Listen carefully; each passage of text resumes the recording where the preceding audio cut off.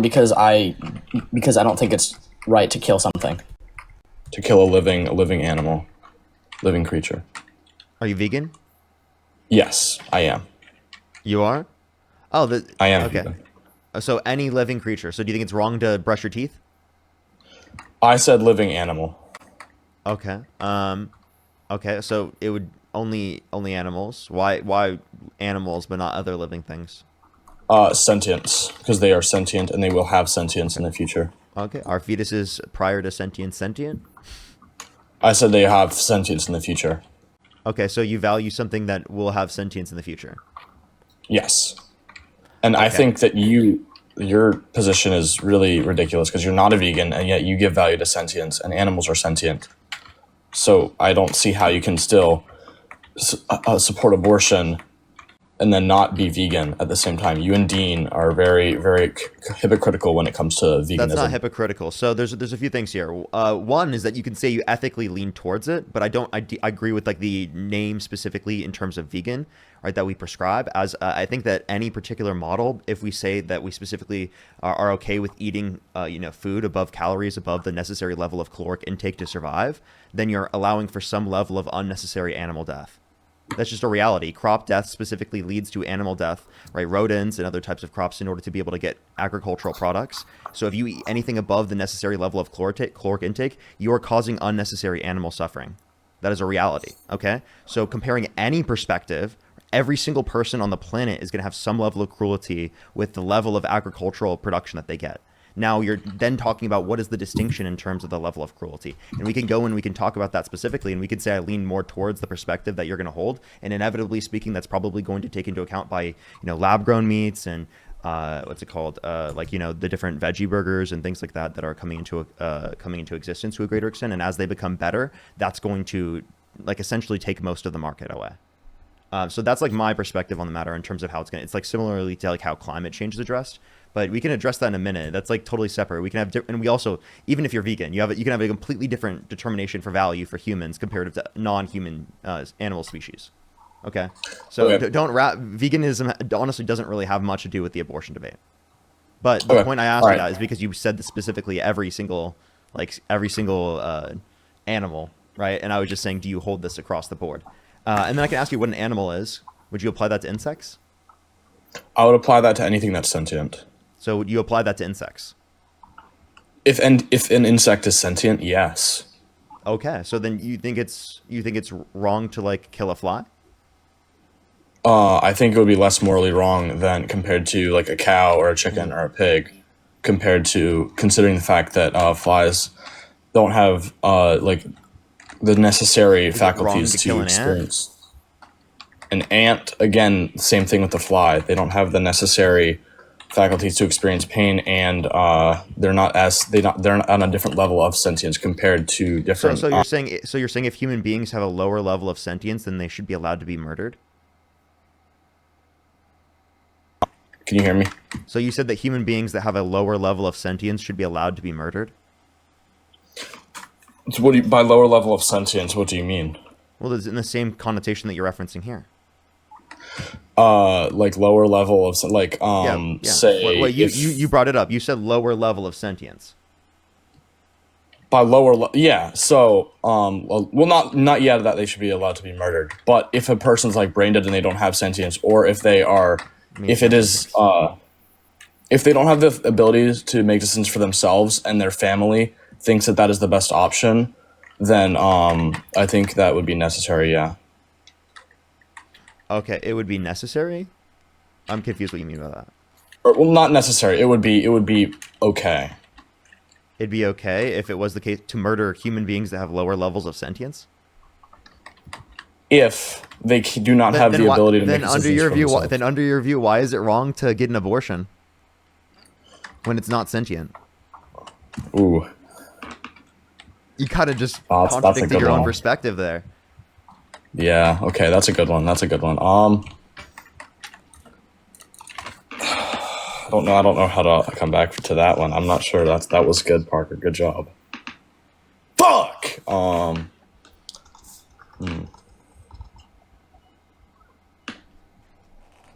Yeah, no, I'm not. I don't know where to go from there. that was, yeah. Okay. Well, I appreciate you coming up, man. All right, have a good day. You as well. Let's go to the next individual. Only send a guest request if you meet that set of criteria listed on the TikTok screen. We are just looking for some debates, everybody.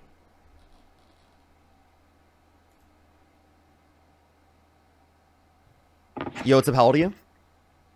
32. Do you support Donald Trump? Absolutely. Yeah, if you could go back in time and you could either vote for Donald Trump or Kamala Harris, who'd you rather vote for? Donald Trump every single time. Okay, why is that? Well, first of all, why would I want to support, like, why would I want to be sided with somebody or a group of people that cheer and celebrate when somebody gets assassinated? Okay, so then you don't side with Maga. When did we cheer and celebrate when somebody got shot and killed? The Hortmans, right? Paul Pelosi getting beaten with a hammer. The police officers that were beat on January 6th, where Donald Trump called them patriots after pardoning the people who beat the police officers. How conservatives responded specifically in the wake of the fact that George Floyd was murdered. Can you give me like 3 examples of people that cheered and celebrated when the Hortmans, like that was a terrible thing that happened by somebody that personally knew them? Examples? Can you give me 3 examples of people specifically who have platforms who cheered, specifically on the liberal side? Can you give me 3 examples of people that cheered and celebrated for Hortman? Could you do the same thing under your own? I asked you first, Parker. Well, I asked you first. The way, they would be commenters. You want me to give me a citation for the specific commenters that said this? You're the one that made the point, right? And you can't even back up your own point. Wait, you mean saying that people said this? I can point to people specifically. I don't. Like people literally made shirts of Charlie Kirk's face when he got shot. Name 3 people who said that. 3 people? I mean, look at all the thousands of people that got fired. Name 3 people. The answer, Jimmy answer Kimmel? the question. No, address the first point that I made. You were just pivoted and made a separate claim, so you didn't have to answer the question. Could you name 3 people? No, you couldn't. So then, obviously, if you can't name 3 people, that's not evidence specifically that you don't like have a point there, right? Okay, well, right? that same goes for you because I asked you the same question for the Hortmans first. Dude, all I was doing was just demonstrating that the question you asked me to answer was something. Eat your own words, Parker. Eat your own words, bro. It was something. No, I was actually I just showed you that you had to eat your own words. You know, I asked you the same question first. Dude, you didn't even realize that you're critiquing your own argument right now. You don't even realize that you're critiquing your own argument that you made, and I was just running your own argument against you. No, I'm pointing out your hypocrisy, Parker. I'm pointing out your hypocrisy, bro. Actually, you're really pointing out. You are siding with a bunch of people that cheer when we get shot and killed. Just know that. All your supporters, they like it when we get shot and killed. Okay? So, no, we're not cheering. We're not cheering. So can you answer? I know not you specifically. I respect you. Can we please here address this? Like, if you care about which side is cheering on violence more, it's obviously the Trump supporters that literally pardon the violent rioters who beat police officers like Trump and then called them patriots, right? So specifically, okay, what about all the people? Can you give me a single Democrat in position of power that cheered it? Who is rioting against ICE right now? Can you name it? Can you name a single Democrat in a position of power that cheered it? Because I can name the president of the United States. Who got shot by Democrats in Texas like 2 weeks ago? I can name the president of the United States. I can talk about that. You want me to talk about that? Name a single fucking person. Name a single Democrat in office that cheered it. A single. I mean, they wouldn't even let. You can't. They wouldn't even take a silence for Charlie Kirk during a congressional hearing for 30 seconds. You can't name a single Democrat that cheered it. You can't name a single Democrat in office that cheered it. Wow. It doesn't have to be a Democrat in office. It doesn't. Okay, we could point to that with Trump. Trump himself called the people who assaulted police officers patriots, and he pardoned them. That's cheering it. If you don't want violence to be cheered, don't support a candidate that incited a violent insurrection at the Capitol. Do not support a candidate that called a person a patriot who beat a police officer after literally trying to take over the Capitol. Don't do that. I mean, that is January condoning, 6th was 90.9% of peaceful protest. We don't condone the people that rioted and then beat why is he police pardoning officers. them? Why is he pardoning them? Because you can't give me a single example of any Democrat pardoning someone who assaulted a police officer after inciting a violent insurrection at the Capitol. You can't give because, like I said, most of the protesters were peaceful. And if the Democrats, I promise you, if the Democrats did do that, that would be the argument the right is running with over and over and over. The Democrats do that every single day. Antifa is a violent terrorist organization. They pardon and tell them to riot in the streets. Are you Antifa? Absolutely not. I'm anti-Antifa, motherfucker. You're anti-Antifa, so you're fascist. If Is you're that what I said? anti-Antifa, then you're a fascist. Okay. Do you really think Antifa gives a fuck about fascism? Who the fuck is when they kill anti-Antifa? people, Fascist. When you guys kill people for saying a different What do you opinion mean? other No, than we're yours. not. Wait, I don't advocate for violence. I advocate for peaceful protests. That's what I'm doing right now. But Peaceful you protests, do obviously that's what- support let me please Antifa. Can I please finish this? Let me please. Antifa is not an organization. Antifa is an ideology. Antifa Oh my simply God. just means anti-fascist, right? I have a question. During World War II, should we have been Antifa?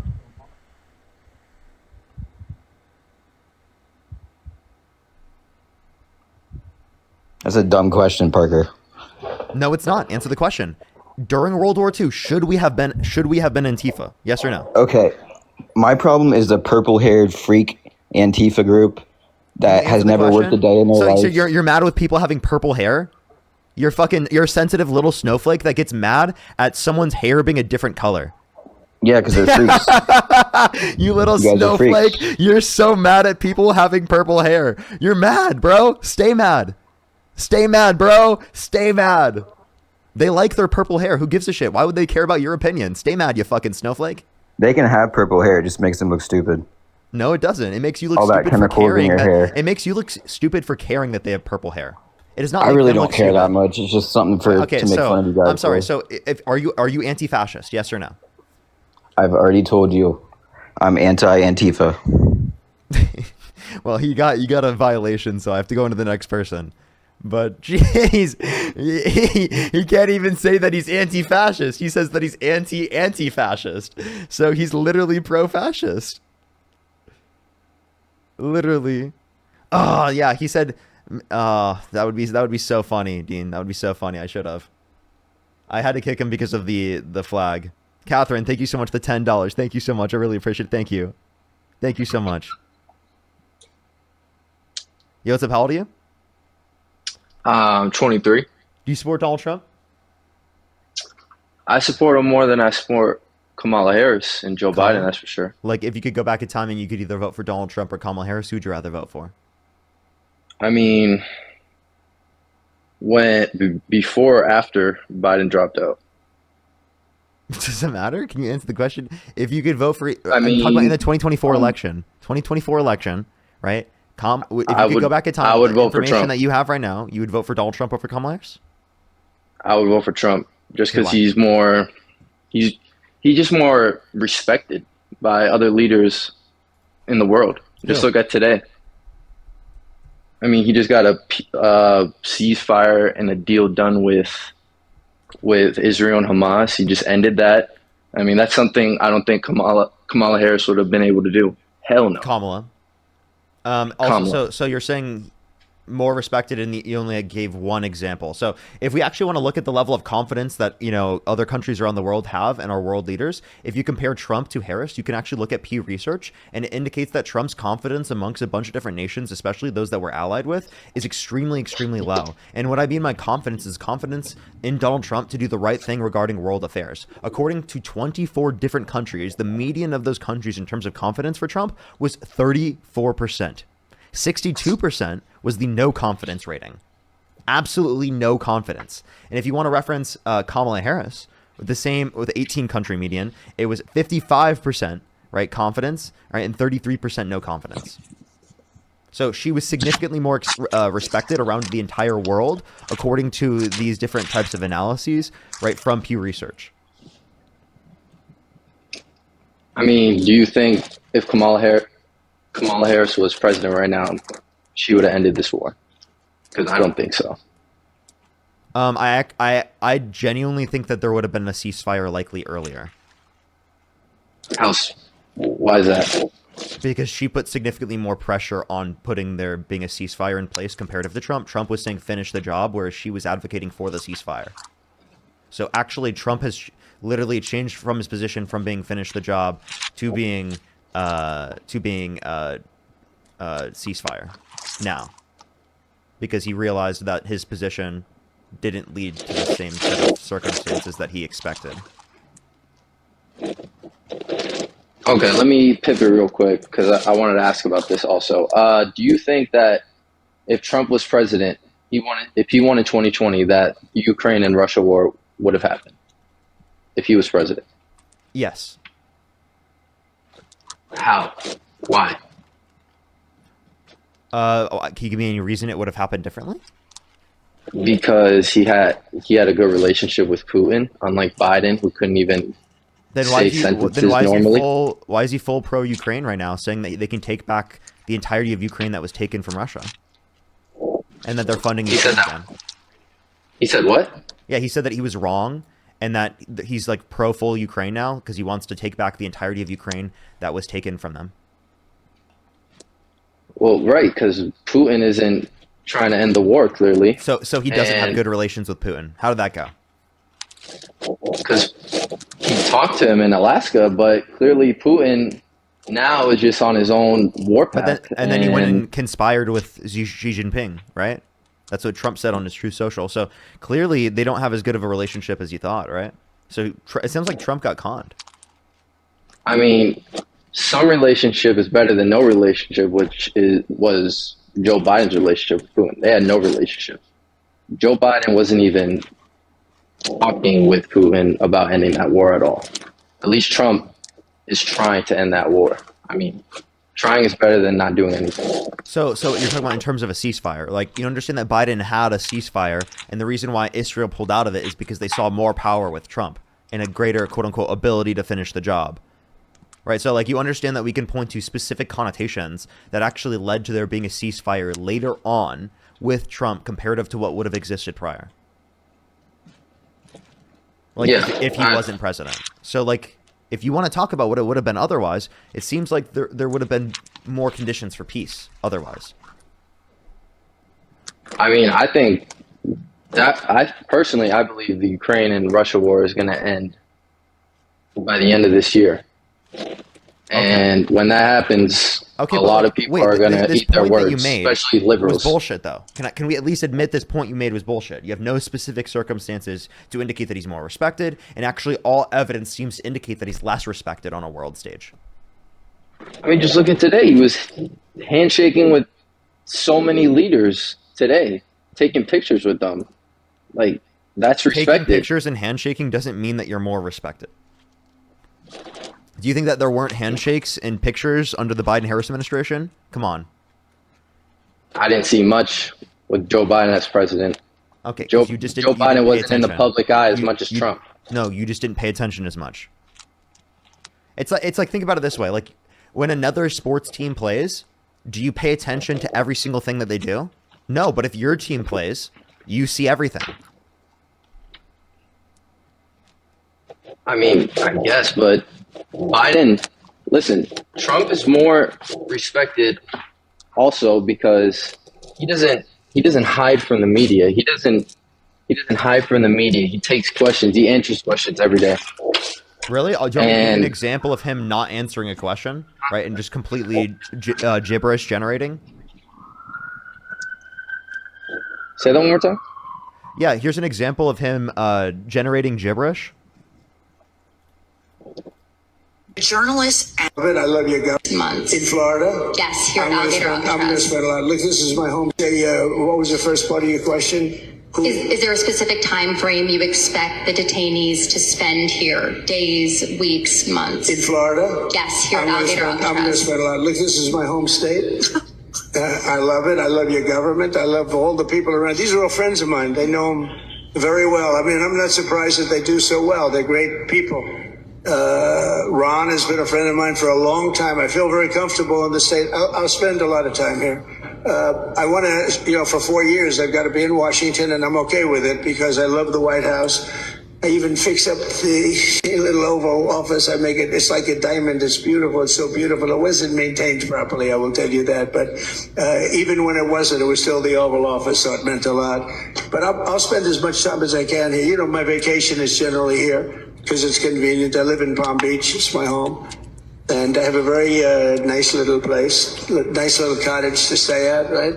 But we have a lot of fun, and I'm a big contributor to Florida. Pay a lot of tax, and a lot of people move from New York, and I don't know what New York is going to do. A lot of people move to Florida. What was the question? What was that? What was the question? I Do you mean, remember? I could do the same thing and bring up Biden not finishing ahead. sentences. Go ahead. I mean, Also, at least Biden wasn't the last candidate. It was Kamala Harris. So. I guess, I'm yeah. sorry, you guys She came out of applied nowhere all of and this. Like ran for everyone president. applied the standard to Joe Biden. When I went on live and I would debate people, Joe Biden versus Donald Trump, every single person that came up on my stream said cognitive decline. Every single person. But as soon as the candidate was Kamala Harris versus Donald Trump, not a single fucking one of them talked about it. So if Biden never dropped out, Donald Trump is clearly incoherent. so you would have voted for Joe Biden if he never dropped out, a president Over that Donald Trump? finished Absolutely. 2 I would vote for sentences. Joe Biden on his deathbed over Donald Trump. That's crazy. That's like How? Joe Biden. Joe Biden wasn't even like the last year. Where was he? I didn't see him on TV. I didn't see him taking questions. Every speech he had, every Then that was a interview he you. had, That was a you. He was in front of the media constantly. I mean, he was running for president, my guy. He was in a debate. You remember that happened? I was calling for him right. to And the drop out more at he that was time. on TV, and in the public eye, it was more of an embarrassment because he couldn't even say 2 sentences that made sense. Okay, like- so you like okay, this- so like you say that's an issue, correct? So is it? Of course, that's an with issue. Trump? We can't have a president that issue with can't Trump? finish his sentences. Oh, then that's probably an issue with Trump, then, right? For an 80-year-old Donald Trump, I don't think he talks as bad as Biden. Really? At least he Did can you speak just his hear words that? right. Well, I mean, let's take a quick look into what Donald I could Trump have has said. tripled the length Let's with take a Biden. quick look Like, into what Donald Trump has said real anyways. quick. Watch this. Smart people don't like me. Oops, wrong one. Wrong one. Sorry. I meant to click on this one. And then I see the disinfectant where it knocks it out in a minute, 1 minute. And is there a way we can do something like that by injection inside or almost a cleaning? Because you see it gets on the lungs and it does a tremendous number on the lungs. So it'd be interesting. Disinfected by injection to fight COVID-19? What the fuck?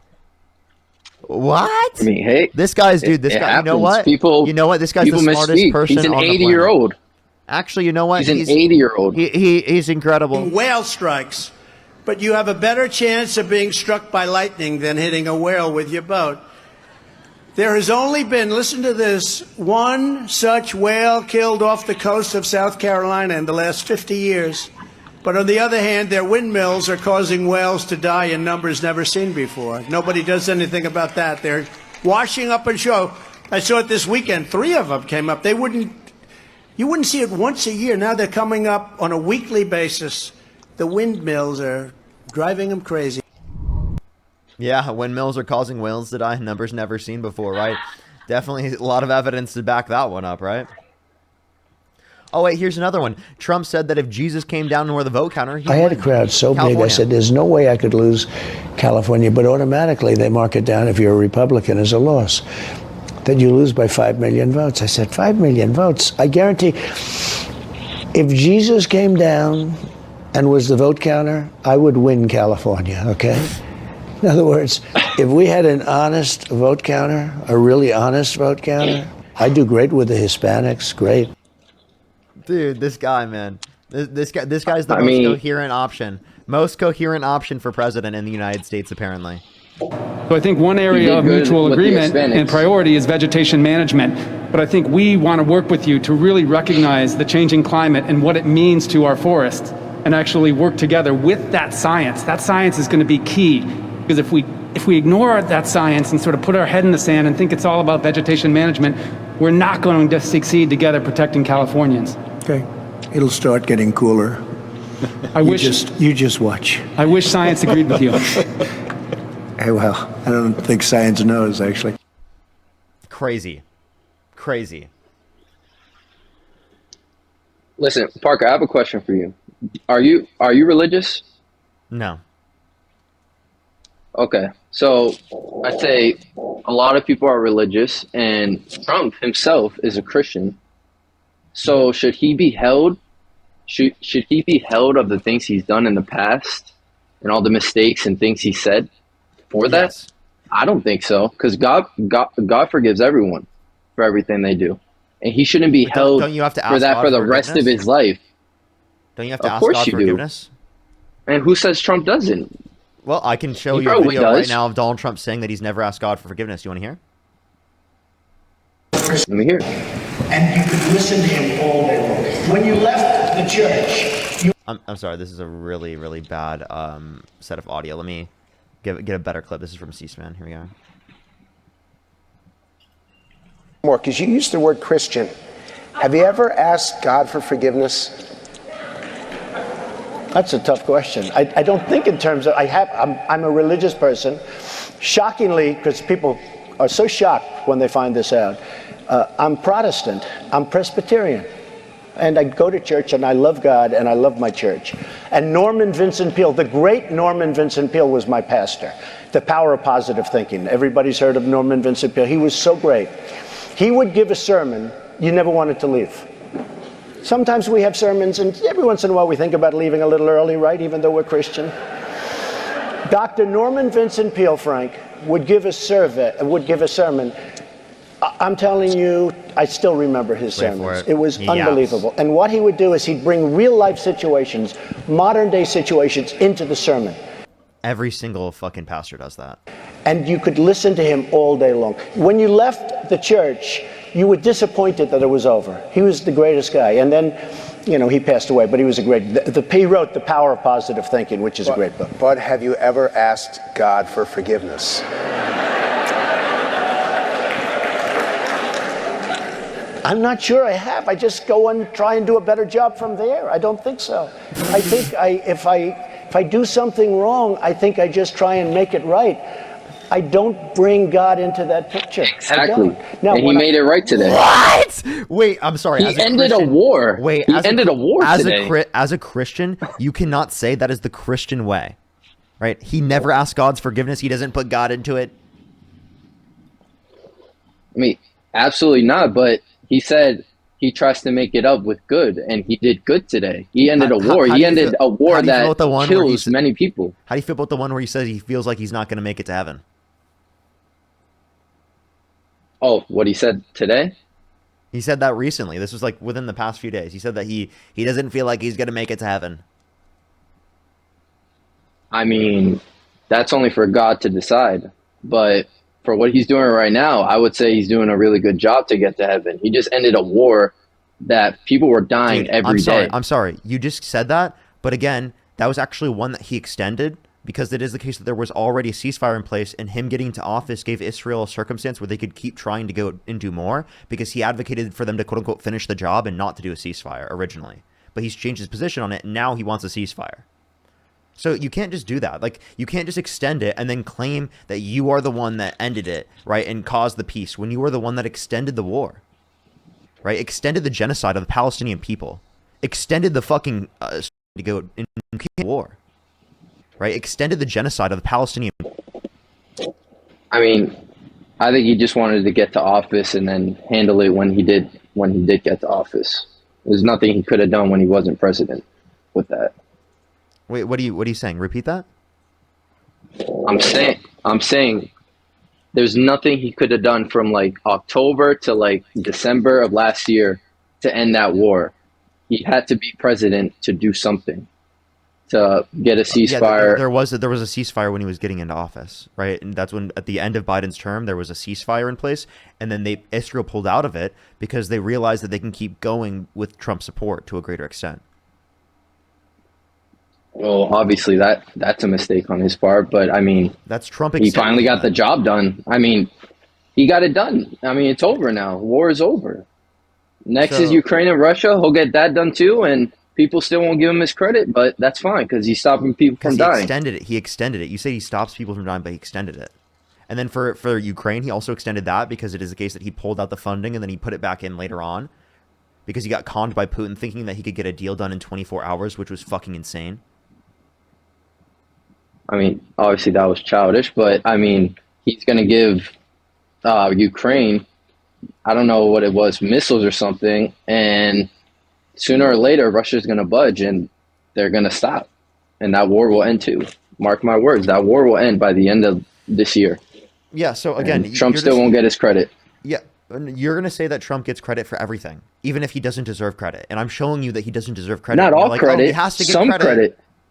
What credit? For Some what? credit, at What does he least. so then, what did he do to get credit for? He put a deal in place for this war to end. He At a later helped. period. He mediated. At a later period than what it would have been otherwise if he wasn't in office.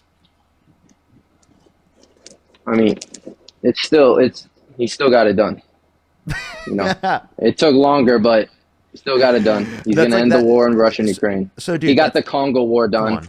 Like, so, no, he went for mineral rights.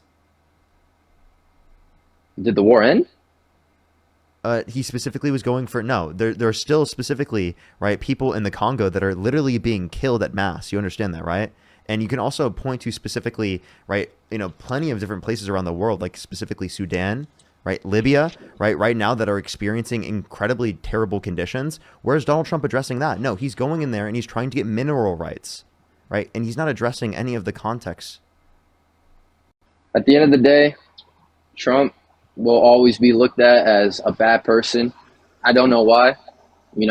I feel like people need to stop judging him for past mistakes and things he's done and said, because that's not a Christian thing to do, even a Catholic thing to do. And it's unfortunate that there's so much hate towards a person. It's just like I don't know about you, but I tend to feel like when a person is getting hated on so much, I feel like I want to defend them because it's just not warranted for past mistakes. Okay, so and it's just not right. So do you feel like you want to defend Hitler because a lot of people hate him? I can't speak on that because I wasn't alive for that. So I mean, why would I speak on something? What do you mean you can't speak on that because you weren't alive? What are you talking about, dude? You can speak wasn't on that alive even for though that. you Why weren't would- alive. Oh, please come back. Please come back. Hello, you hear me? Oh no, dude. Yep. Okay, we're good. I'm sorry. Here, it should be fine now. Hello. Does everyone hear me now? Are we good? I hear you. I'm sorry, everyone. You know, it goes through like a lag spike every once in a while. Like, I don't know what just happened. Sorry. What did you last hear? Where's the galaxy? I just heard how old. You asked how old I was. I said 23. Yeah. So you were born after after 9/11. Was 9/11 bad? Of course it was. Okay, so you can speak on things That in was which you weren't terrible. alive, right? So can you speak on it in terms of Hitler? I mean- So a lot of people hate Hitler. Does that make you want to defend him? No, because Hitler. Okay, so a lot of people hate genocide and pedophiles. killed Does that make you want millions to of- defend them? A lot of people hate pedophiles. Does that make you want to defend them? It depends on the context and the facts. What? Dude, no. Are they guilty? Are they Stop, purely stop, guilty? Stop. We Innocent said- and proven until guilty. No, we're saying someone who is a pedophile, dude. Oh my god. So Trump's a pedophile. Why did you say think that? What? By the way, I didn't even claim that yet. Yes, I do think that, but we didn't even claim that yet. So why isn't he in jail? What? You wait. You understand that he specifically said he would date a 10-year-old girl in 10 years. I consider that P3DO. Do you consider that P3DO? A lot of people say a lot of stuff and they don't do anything. It's all talk. I'm You sorry. have to understand that in do you today's think- society. So you think that's okay? Obviously, I don't think that's okay, but saying something is not the same as doing something. That obviously they're different actions, but it's still fucking pedophilia. It's obviously weird. Yes, I'm not denying that, but like Trump was probably just talking like. So hold out on. of, Let's like- clarify. I asked you this question. I said a lot of people hate pedophiles, right? Does that make you want to defend them? Because you said when people hate a specific person, you like want to defend them. So I was just thinking if you hold that to scenarios, why the fuck would you respond to that with like depends on the context? Do you fucking realize how crazy that sounds? Do you fucking realize how crazy that sounds? I need to know like if Like, someone bro, just you're gonna saying get something clipped, that's bro. pedophile. You're gonna if- get if someone's- clipped. If someone's saying something, it's different than doing something. You don't understand that. I hear people like a lot of people talk about saying something is doing I would something. get with that 17-year-old. I would get Saying I would get with a 16-year-old. No, it's not. It's two different things. You just said it yourself. Wait. You know people who say that? Did you just say that? I don't know people. I see people on the internet that talk out of terms like that. Oh, I would go with that girl. You see it in movies and TV every day. What? I would get with that girl. What movies? What TV? And also, what the fuck? You understand that doesn't mean it's okay? That's fucking gross. It's not okay. If you see that on the internet, where are you seeing this on the internet? Social media, Instagram, YouTube, movies, TV shows. Everywhere? I can't give you. Bro, I'm sorry. I don't see it everywhere. I see it sometimes. Dude, I go on those things and I don't see that. So it must be your fucking algorithm. It must be your For You page. It must be what you look at. Maybe, I don't know. But all I'm saying is that you can't hold someone to something they just say and not do. Have facts, have facts of someone doing something that shows pedophile. I can show Donald Trump saying I don't want to date. I can show you a clip of Donald Trump saying he would date a 10-year-old girl in 10 years. Do you think that's pedophilia? He said it. He didn't do it. Like, wait, I'm sorry. Is that pedophilia? Yes or no? I mean, I guess if you want to phrase it that way, he didn't do anything. So then, would you vote for a pedophile? If he's a pedophile, I would vote for him rather than Kamala Harris, for sure. Kamala Harris is the worst. She's terrible. What the fuck is so bad about Kamala Harris to you that you would vote for a pedophile over Kamala Harris? Kamala Harris shouldn't even have been running for president. Tell me, what is so bad? Tell me, what is so bad about Kamala Harris that means you would support a pedophile over Kamala Harris? Because Kamala is not respected. Kamala is not. She was a horrible governor in California, from what I've heard. And I'm sorry. You think a pedophile is more respected? You respect a pedophile more than Kamala Harris for what? What did she do? Because other people respect her less. What? You can't call the president a pedophile. He's a president. He's a president. At the end of the day, he's our president. You live in his country. You live in a country that he's president. So he's still. Wait. You acknowledged what he did was pedophilic. Do you agree? Yes. Okay. So then why do you sit there and defend that? Why do you defend him? Just because he's the president. You said a president can't be a pedophile, but you agreed that he did something pedophilic. Do you think that someone can do something pedophilic and not be a pedophile? If they say something that's like a pedophile, if they say something, it's different than doing something. You have to understand that. What? No, what is it mean? Wait, I'm sorry. Can you do something pedophilic without being a pedophile? Yeah. It depends if you mean it or not. I mean, you don't hear. What do you mean? Hear someone. What the fuck is this guy saying? You've never talked around with friends and they joke around. No, dude. And say, I'll get with a minor. I joke around. Dude, are you? Wait, I'm sorry. Do you? That's what Trump did. Wait, do you make pedophilic jokes? Do you make pedophilic jokes? No, I do not. Do you think it's acceptable to make pedophilic jokes? No. Okay. Of course not. If you don't think it's acceptable to make pedophilic jokes, and you don't make pedophilic jokes, why are you saying that as a reason specifically to act like it was okay for Donald Trump to say something pedophilic? And why the hell would you defend him? Because right now, to me, it when did I ever say it was okay? You just said you would vote for a pedophile over Kamala Harris, and you couldn't even give like a fucking name a single policy of Kamala Harris you disagree with. She doesn't have policies that are better than Trump's.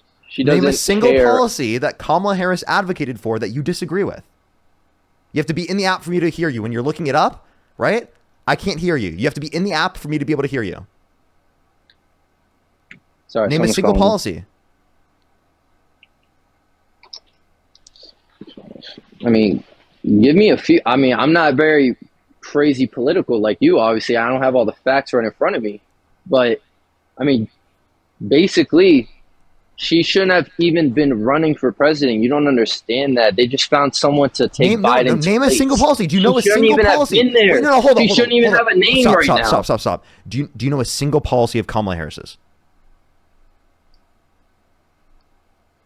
Obviously she supports abortion. So, do you know the policy she supports on that? Do you know what's like? Do you know anything about it? Not. So you don't know. So you don't even know Roe versus Wade. You don't know it's 24 weeks specifically in terms of viability, right? After viability, it's left up to the states, right? You don't know anything about that, right? You don't know anything about our policies. By the way, you said you would vote for a pedophile over Kamala Harris because you don't like Kamala Harris so much, and yet you couldn't mention a single policy that you disagree with Kamala Harris on, and like actually bring it up. Not a single one. Do you realize I'm how not fucking focused on her insane you are? policy. I'm talking about something else. I'm not talking about her Tell me something policies. Donald Trump could do that would get you to stop supporting him. Something. Probably make another comment like that about getting with a like if he said something as barbaric and crazy like that, I would probably like. If the thing he is, said I don't something like what he said, you wouldn't support him. Of course not. So then why do you support him? I support him because he's more likely to cash in on his promises that he says. Wait, in that circumstance, right, you're saying if he engaged in an action he's already engaged in, you would stop supporting him. So why don't you stop supporting him given that he's already engaged in that action? Because he's replacing that with good. He's doing good now. He's ending wars, you know? He's helping the American people. So you would vote for a pedophile, rapist, fascist, racist because it is the case that literally you think that he's ending wars, even though we've already agreed that he extended conflicts in all of the scenarios that you're talking about. Yeah. He won, didn't he? He won. Take the L. He won. You are rage baiting. You can cut me off now. He won. Do you think this? Are you joking? Like genuinely, please, if you're joking, acknowledge that you're joking. About what? Seriously, are you joking right now? Are you being genuinely serious on this live stream right now? Or are you rage baiting? About what? About the positions you're holding right now on the stream. Like seriously, this is fucking insane. Even if you're rage baiting about this, that's fucking crazy. Okay? Genuinely. You have to realize what the fuck you're saying right now. You're actively advocating that you would support a pedophile rapist over Kamala Harris, and you don't know a single policy of hers that you disagree with. I don't know a policy of hers because she came out of nowhere. I didn't even know who Kamala Harris was until she was running for president. I'm sorry. Who would you rather vote for, a pedophile or the average person? I mean, obviously the average person. It depends on their background. So if you don't know anything about Kamala Harris, you would assume that she's the average person, right? That would be the assumption, is that she's the average person. Unless you know something about her. Okay? I mean, I guess. Right? So then, okay. So then, what's... But the thing is... So then why would you vote for a pedophile rapist over Kamala Harris if you didn't know anything about Kamala Harris, because your assumption would be is that she's the average person? Because Trump, obviously he didn't cash in on his promise, but he said he would end the Russia-Ukraine war in 24 hours. Which he didn't do. So now with the information you have right now, why would you still support him? Again, he's more respected around the world. That's not true. Kamala Harris would, a bunch of countries around the world, he has lower confidence to do the right thing regarding world affairs comparative to Kamala Harris. Looking at information from Pew Research. So you're wrong. Well, I don't know where you live at, but where I live at, gas prices have definitely dropped since Trump became president. Gas prices have become more expensive on average since Trump got in office. Not where I live. It's gone way cheaper. Okay, so it's under $3 a gallon now. You're willing to vote for a pedophile rapist because gas went down in the specific area that you live in, not tied to the national level, and there's no policy you could point to that Donald Trump passed that caused your gas to go down in the specific area that you live. Like, name a single policy that Donald Trump passed that reduced gas prices in the area in which you live. I don't know the exact policies. I mean, you're judging me like I don't have all the facts like you, but I'm just saying, like, so then why would you vote for the pedophile rapist? Groceries, because he's doing better than what we were doing 1 year ago today. Groceries are cheaper. We're not. Gas is cheaper. Groceries are more expensive. Gas is more expensive. That's just not true. Where you live at, where I live, it's true for me. It's true for me. I don't know where you live. Watch this. Unemployment is higher. The jobs report is even worse. I'm looking at overall statistics. I'm sorry. I'm not referencing specifically just where I live. I'm referencing across the fucking board. Okay? And across the fucking board, we have lower real GDP growth. We have higher unemployment. We have lower jobs reports numbers. Trump literally fired the head of the Bureau of Labor Statistics because he claimed it was politically biased information. And I got banned on my main. This is why I recommend to go over to YouTube, because YouTube literally doesn't ban me that way as much. So I submitted the appeal. Hopefully we'll get it back. What's up, everyone joining in here on the TikTok stream? Only send a guest request if you meet that set of criteria listed on the TikTok screen. If you're on YouTube, hit that thumbs up. It'll help get out to more people for the 4,100 people here on the YouTube. Again, make sure to do so real quick. I would really, really, really appreciate it. Perm? No, it's not a perm. I think it's probably like a week long. I thought Parker lost it and quit. No, I didn't. You can always check by looking at my YouTube, everyone. You can always check by looking at my YouTube. Juliana, thank you so much for the $10. Thank you so much for the condolences for the ban. Thank you so much.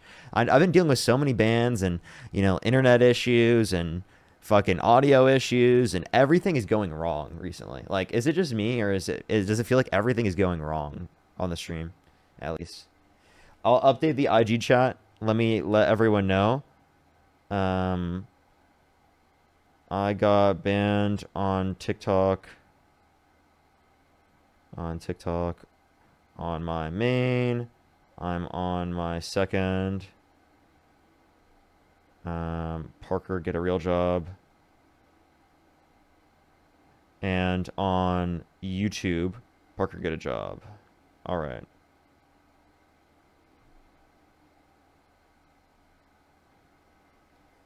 Alrighty. Pyramid, thank you for the $5. Thank you. Yeah, they probably did. I mean, I might get it back. We'll see. Rosie, thank you for the autumn leaves. Thank you. Alrighty. We're going to get some people up here. Only send a guest request if you meet that set of criteria on the TikTok screen. We are just looking for some debates, everybody. Yo, what's up, how old are you? Hey, Parker. So the next person, only send a guest request if you meet that set of criteria listed on the TikTok screen. We are just looking for some debates, everybody. Yo, what's up, how old are you?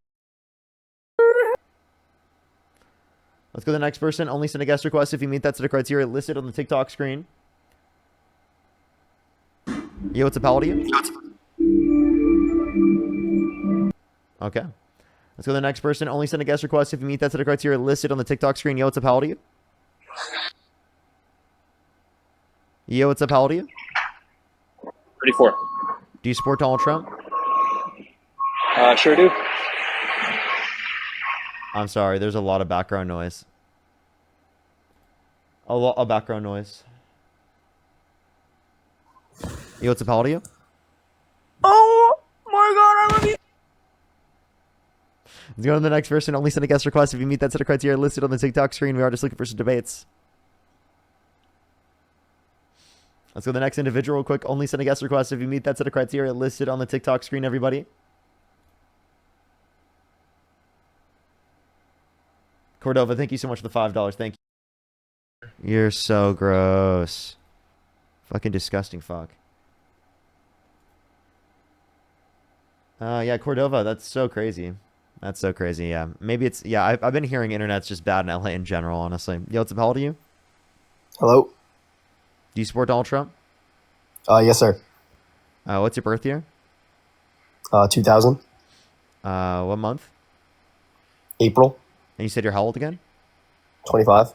Okay. And if you could go back in time and you could either vote for Donald Trump or Kamala Harris, who would you rather vote for? So I actually didn't vote, but I would vote for Donald Trump. Okay, why so? Because I think he controls the border better. Okay, what makes you think that? So personally, I believe that the border should be controlled just because the amount of illegal aliens and criminals coming in through the border. Yeah, undocumented immigrants coming in through the border.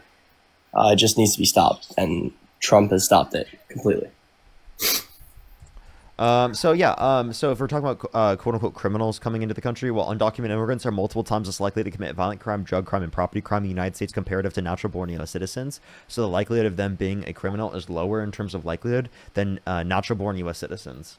So based upon that same reasoning and logic, you would want to ban people from coming into your state from other states. No, but you don't want to increase criminals coming into your state, right?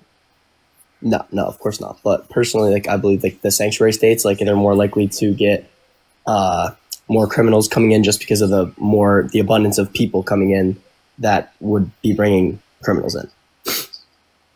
So you're saying, so if you're talking about specifically like the trafficking of people, right? Well, then you understand that you'll defund them to a greater extent if you make the legal process go significantly quicker, and you actually give them more money by making the process harder to get through and by making it cost more money. You're incentivizing more people to go through said illegal process to come into the country. I'm saying come here legally, yes. Yeah, so then you have to actually incentivize that by making the process go significantly quicker. You can't actually have that be the case unless you actually have the conditions for that, right? In terms of people actually being able to come to the country quicker. Otherwise, again, you're just going to incentivize people to come to the country documented, because it is the case that it's too hard to get into the legal process. It takes too long. Agree. I agree. The Trump administration should make it easier to come into the country. You should make it easier to come in the country legally. Yes. Holy shit, chat! It was a week-long ban, and it appeal not approved,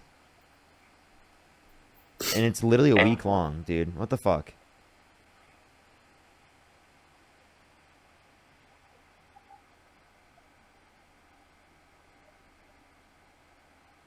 What the fuck, dude? What the fuck? That's so crazy. All right, you can continue.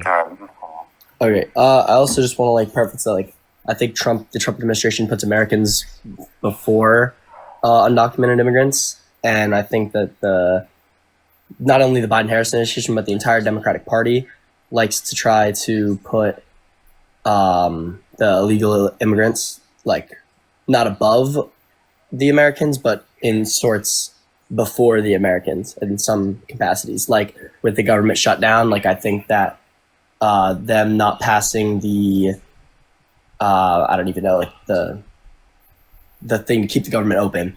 Sorry. I believe that they didn't pass it because they wanted health care for illegal immigrants. And do you want undocumented immigrants to die? Well, and to not get emergency care? But absolutely not. So then you want health care for undocumented immigrants? No, but I believe they shouldn't be here in the first place. So do you want health care for undocumented immigrants or not? Should they question people's legal status if they're dying? Right, in the emergency room? I think in certain situations, no, but... What do you mean in certain situations? No, in no circumstance should the doctor, have to clarify their legal immigration status prior to literally saving their life. That's insane. No, I understand that. I agree that every human has the right to live, no matter where they're from or what they're from. But okay, so then you agree with healthcare for undocumented immigrants. But I don't think the country should be shut down over it. No, I think that's something that. Wait, I'm sorry. The reason why it's shut down right now is because the Republicans and Trump don't want to bring into account the level of healthcare that was currently actually being upheld through the ACA. So they're trying to gut healthcare for people. So actually, that's the reason. Could you elaborate on that for me? Yeah. Right. Democrats are willing to vote for the proposal if it is the case that they can maintain health care for people through the context of the ACA. And so people's health care premiums don't go up for some people up to 75%. And we're not putting undocumented immigrants above U.S. citizens. It's ridiculous. Undocumented immigrants don't get any access to federal benefits. This is the only thing specifically that you can get access to, particularly, because it's literally a human right, You understand that undocumented immigrants still get human rights. You can't murder undocumented immigrants. You will still support the law existing to protect an undocumented immigrant from being murdered, right? So then you're supporting funding for undocumented immigrants to a certain extent. That makes sense, to uphold rights, of course, with every single person, whether they're a tourist, whether in the country legally, regardless. Every person within the jurisdiction of the country gets due process, gets equal rights. Okay. Yeah, agreed. I believe they get their rights as a human. But I would like to, like, what do you, after they're given this health care by the thing, if they're undocumented, do you think they should be put into either like a process of getting either deported or a process of gaining citizenship? Like, do you think they should be allowed? If someone's in the country undocumented, they have not committed a violent crime or bad crime, I believe they should be given a pathway to citizenship where they do not have to leave the country. So there'll be a vetting process, criminal background check, things they have to go through, but they do not have to leave the country. That will incentivize more people who are within the country already undocumented to actually identify themselves to authorities, so that we can have a vetting process for more people. I agree, but do you think if there's a criminal background behind any of these people, they should be deported right away? If they've committed a violent crime or a bad crime, not just any criminal background. Like if someone stole a candy bar, I don't give a shit. Yeah, okay. Understood. And then I just want to, like, one more thing, last thing before I get off here. What do you think? So under the Trump administration, obviously, there's been a lot of illegal immigrants deported. What do you think about when the Obama administration deported a bunch of illegal immigrants? Yes, I do think that happened. And I think that the process is specifically why people are, having differentiating addressings for. But I do think that I disagree with the Obama era policy in terms of immigration as well. Any undocumented immigrant that was deported that did not commit a violent crime or bad crime should not have been deported. Okay. All right. That's all I was wondering. Thank you. I appreciate you. Okay. Have a great night. All right. Alrighty, let's go to the next person. Only send a guest request if you meet that set of criteria listed on the TikTok screen. Jennifer, thank you for the $10. Thank you so much. Wolfgang, thank you so much. I really appreciate the $5 on PayPal. Thank you so much. Anthony, thank you for the $5. Thank you. I actually do have an Ethernet. Hammy, thank you for the $10. Thank you. Amanda, thank you for the $5. Thank you. We did just go over that actually, so you probably did hear it.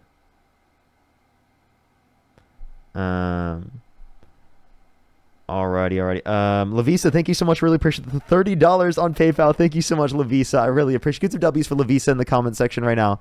Thank you so much, Lavisa. I really appreciate it. Thank you. W's for Lavisa in the comment section right now. Thank you so much.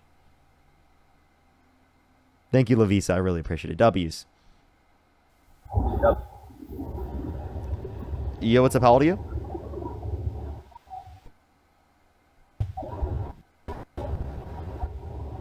Alrighty, let's go on the next person. Only send a guest request if you meet that set of criteria listed on the TikTok screen. Yo, what's up? How old are you?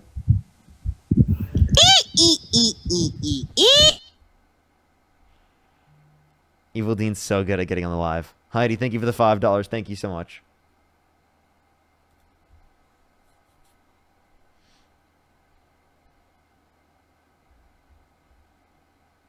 Yo, what's up? How old are you? 36. Do you support Donald Trump? I sure do. If you could go back in time and you could either vote for Donald Trump or Kamala Harris, who would you rather vote for? I would still vote for Trump. Okay.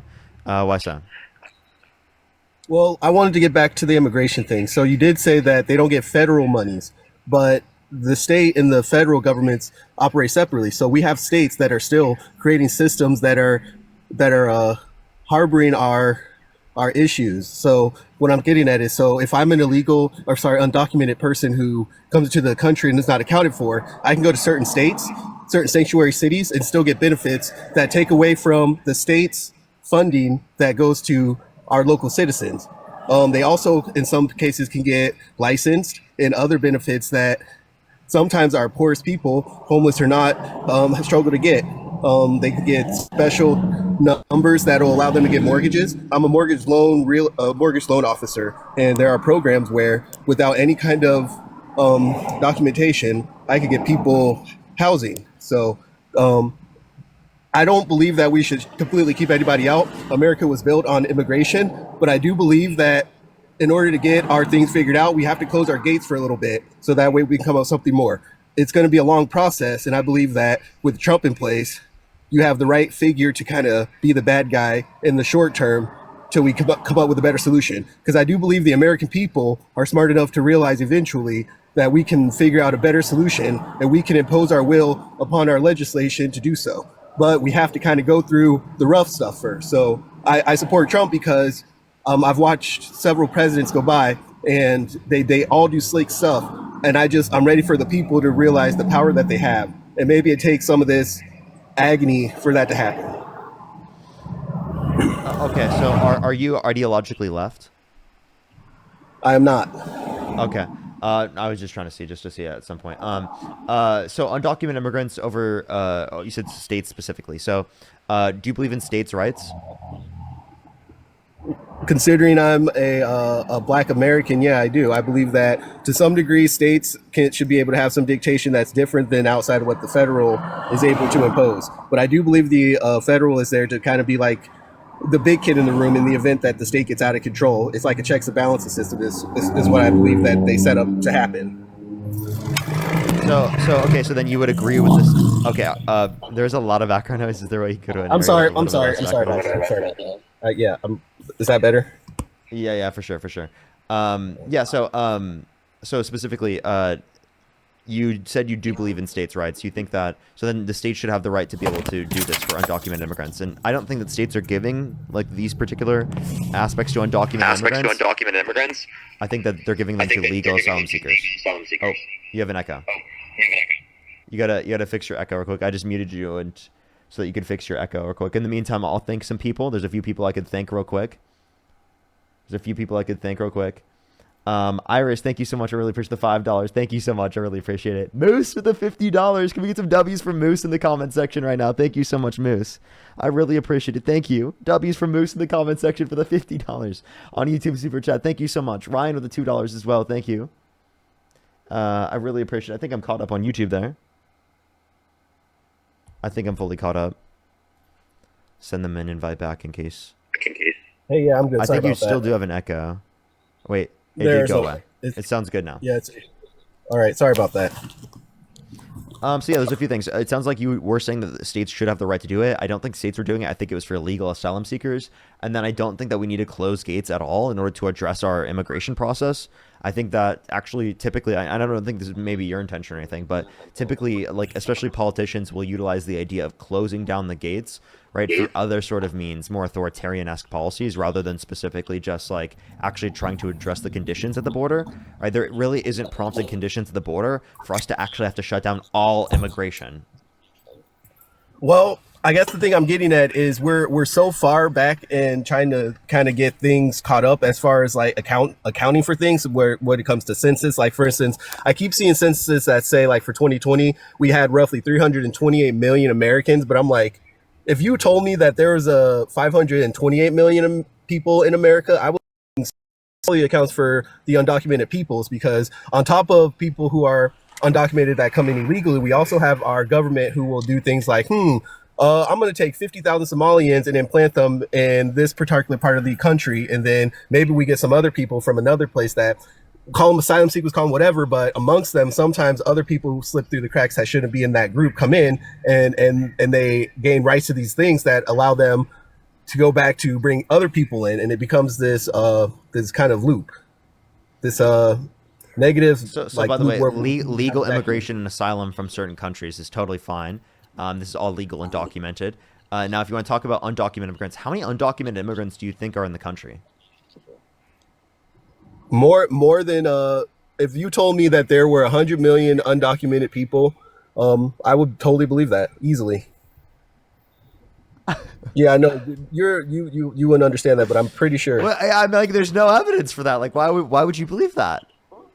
Why would I believe that? Because one of the areas that I've lived in, I've seen where there are whole communities of people who are undocumented. And it's almost, it reminds me of back during the Jim Crow times where you had a second class citizenship where you couldn't go to certain places. And it wasn't necessarily because there was no blacks allowed, but it was a social thing. You knew that this was kind of your place and you went to these places. They move in groups together. They group together to be able to get things that they need for each other. And in the same instance, that's why I believe that if we did continue to have undocumented people, there should realistically be a way for them to create their own healthcare systems and their own banks and things that wouldn't take away from American societies. There should be a way for them to get a pathway to citizenship, and there's not 100 million people. Like for visualization, for visualization purposes. And like I was saying, if we close the gate and when we reopen them, have a realistic way for us to quickly expedite people coming into the country in a way that they can be accounted for and in a good way, I think that's a better thing than than just allowing them to continue to come in willy-nilly. And I'm not saying anybody's causing any chaos, but on top of the chaos we already have within our country, I think of it like your backyard. If you have nutria and landscape that they like to live in, if you don't have your fence fixed and they continue to come in, but you're trying to get your gardening together, it's a lot harder to manage that until that fence gets fixed, so that way you can get that area cleaned up. So yeah, so for visualization, right, our population is 340 to 350 million. If 100 million people in the country were undocumented, that would mean 1/3 to 1/4 of the population are undocumented immigrants. So that would mean every 3 to 4 people that you interact with would be likely an undocumented immigrant. Okay, that's ridiculous. That is obviously absurd. That's obviously not true. There's less than, I'm pretty sure it's 15 million people who are in the country undocumented. I don't think there's good evidence to indicate over that. Do you count the undocumented immigration that happens within our country? If someone like a guy who goes from Ohio and knows that he can go to Oregon and get a whole bunch of free stuff, and all he has to do is just be there and like maybe have like somebody's address he writes down, but he doesn't have a license or a pot to piss in, but is still leveraging the welfare state in order to take care of things for himself. I don't think undocumented immigrants are coming here just to like live off the government. All evidence indicates that undocumented immigrants and documented immigrants in general have a higher labor force participation rate than natural-born U.S. citizens, meaning that they are working into the system more than the typical American. But they're undocumented, so how do you know? But they're undocumented, so how do you know that? Where do you pull your BS numbers from? Because like they're undocumented, so how would you actually be able to have them if they're not documented? Do you see how oxymoronic that is? No, it's not, because we have documentation on this. Now, there's a bibliography in my bio. You have documentation on undocumented can I please people. Finish? Yes, for people who are prior undocumented, absolutely. We can identify information on that. People who are arrested, we can identify information on that. That's stuff that we can look at, for example. You can look at the specific bibliography in my bio, right? There's a works cited page where I have an entire few pages of immigration sources that go over like the specific rates of crime and show that undocumented immigrants commit multiple times lower rates of violent crime, drug crime, and property crime in the United States comparative to natural-born U.S. citizens, for example. You can say that they're BS numbers, but I actually genuinely have sources, and you can like literally click on them through the link tree in my bio. Okay. All right. Next thing. And also, wait, what else you you said got? that mine are BS numbers, but you said 100 million. Yeah. You said you'd be okay with accepting 100 million. Absolutely, because like just like you're throwing out bullshit, I'll throw out bullshit. It's all good. I'm not. I'm using evidence and sources. I'm not just throwing out random numbers. If I took long enough, I could probably fabricate something for you too. But let's move on to the next I'm thing. not. You think I'm like fabricating things myself? You don't do this in good faith. You'll mute someone when you don't feel like they're doing their thing. You'll barrage them. Somehow you're able to have your 16 screens you have over there to look up your stuff, and you have the DNC. Making sure that you're on top of your stuff, but it's all good. I'm not mad at you, bro. I'm not mad at you. I love the Galaxy. That's pretty cool. I'm not mad at you. You think the DNC is funding me? Yeah, somebody back there is rubbing you on your back because you're young, you haven't lived enough life, and you really don't know that. I know you got your cute little degree from your little school you went to, but like really, you haven't lived enough life to have these such bold opinions that you seem to have. Like, who put a battery in your back and who put a battery in Dean's back? Because you guys, to me, are a bunch of grifters, to be honest, and I know a lot of people who believe that too. Okay, so let me give you this from my perspective. I'm a random kid that grew up in Iowa. I got a degree. I literally went to school in economics, right? And I literally started talking about politics and started talking about different things on the internet. And I randomly blew up by doing TikToks every single day. That's it. I'm a random fucking person. I don't have DNC backing or anything. Dean was popularized through specifically engaging with this community, right? He was someone who watched me. He engaged with the community. We became friends. We used to talk all the time, play Fortnite with each other. And then it is a case that literally he went on Jubilee and fucking blew up. And it went crazy. He doesn't have some backing, some DNC basis or anything like that. We're random fucking kids on the internet that randomly blew up, right? You think that we're grifters, right? This is just an assumption because we're a character on a screen for people. I'm not a real human to people. People think that I'm just doing this for money or I'm just doing this without any care in the world because they assume that everyone specifically that is in the social media space has that particular type of assumption or has that particular type of intention behind it. You're not bought paid for it all. Which I want to say, I understand having that because a lot of people who are in spaces such as the ones that I'm in, right, and around the board, I'm just in general on social media looking to be like like, you know, famous and whatnot, right? A lot of people do have those intentions. So I understand why people have that perspective, but I also want to say, like, I'm a human being, I'm a person, and I genuinely randomly fell into this. I didn't try to become famous. I didn't try to do anything specific. I literally used to go and talk to people on live in front of 5 people for hours every single day. I did not expect this to blow up. I did not expect this to become something huge, right? I had no clue this was going to happen.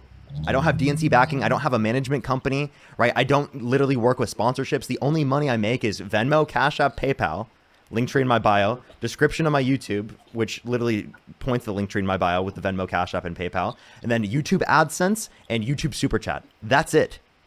I don't make any more money than that. That's a lot, bro. I got one job. They pay me. You got like 16 different ways you're getting paid. And you definitely made sure you went down the list to describe that. So that tells me everything I need to know.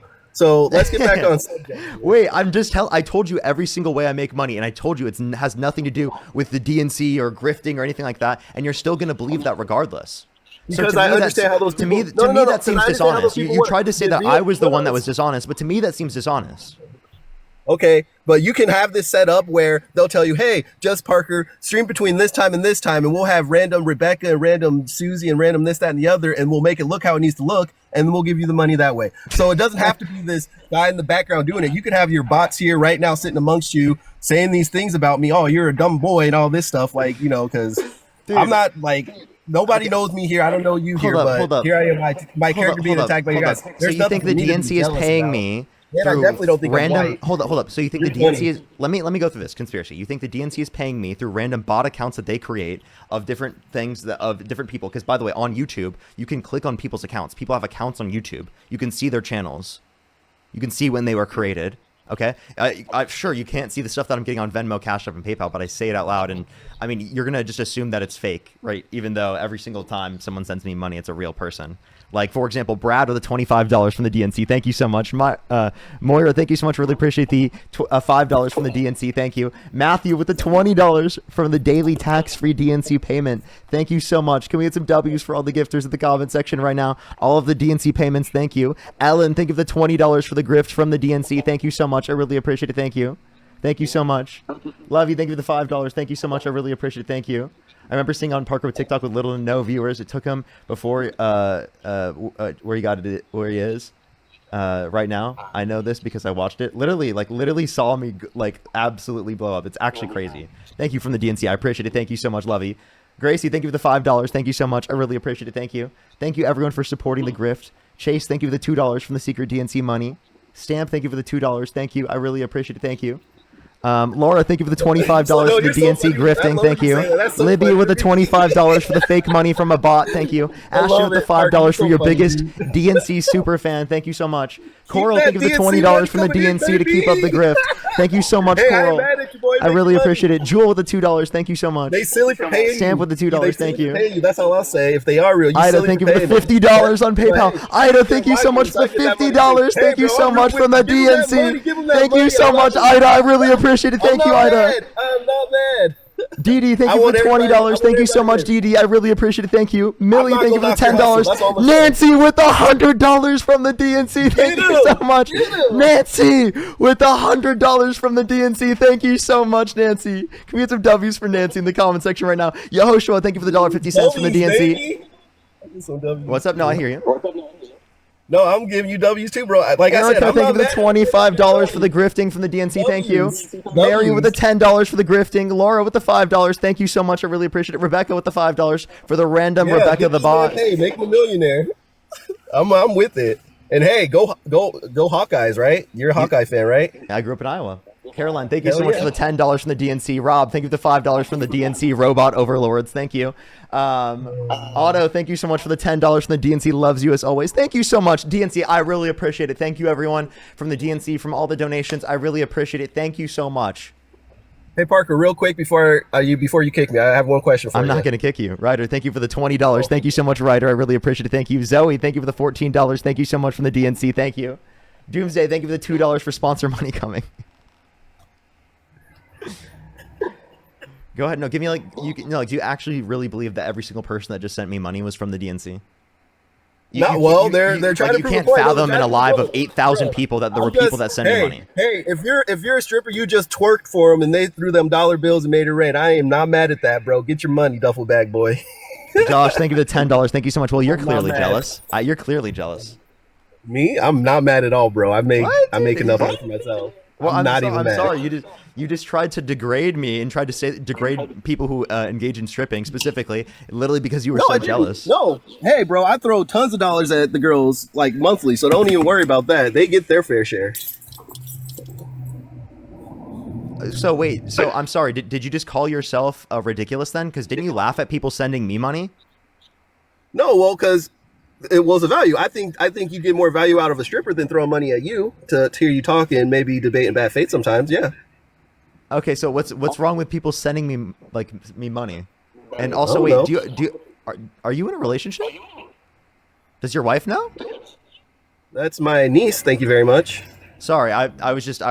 Because she's black, huh? You just assume that that's my wife because she's black? No, that's my niece. No, I made an assumption because it's a profile picture where people put their significant others all the time, and I can't see. I genuinely can't see your profile picture like at all. It's really small on my screen. So just let it be then. You don't even got to go there.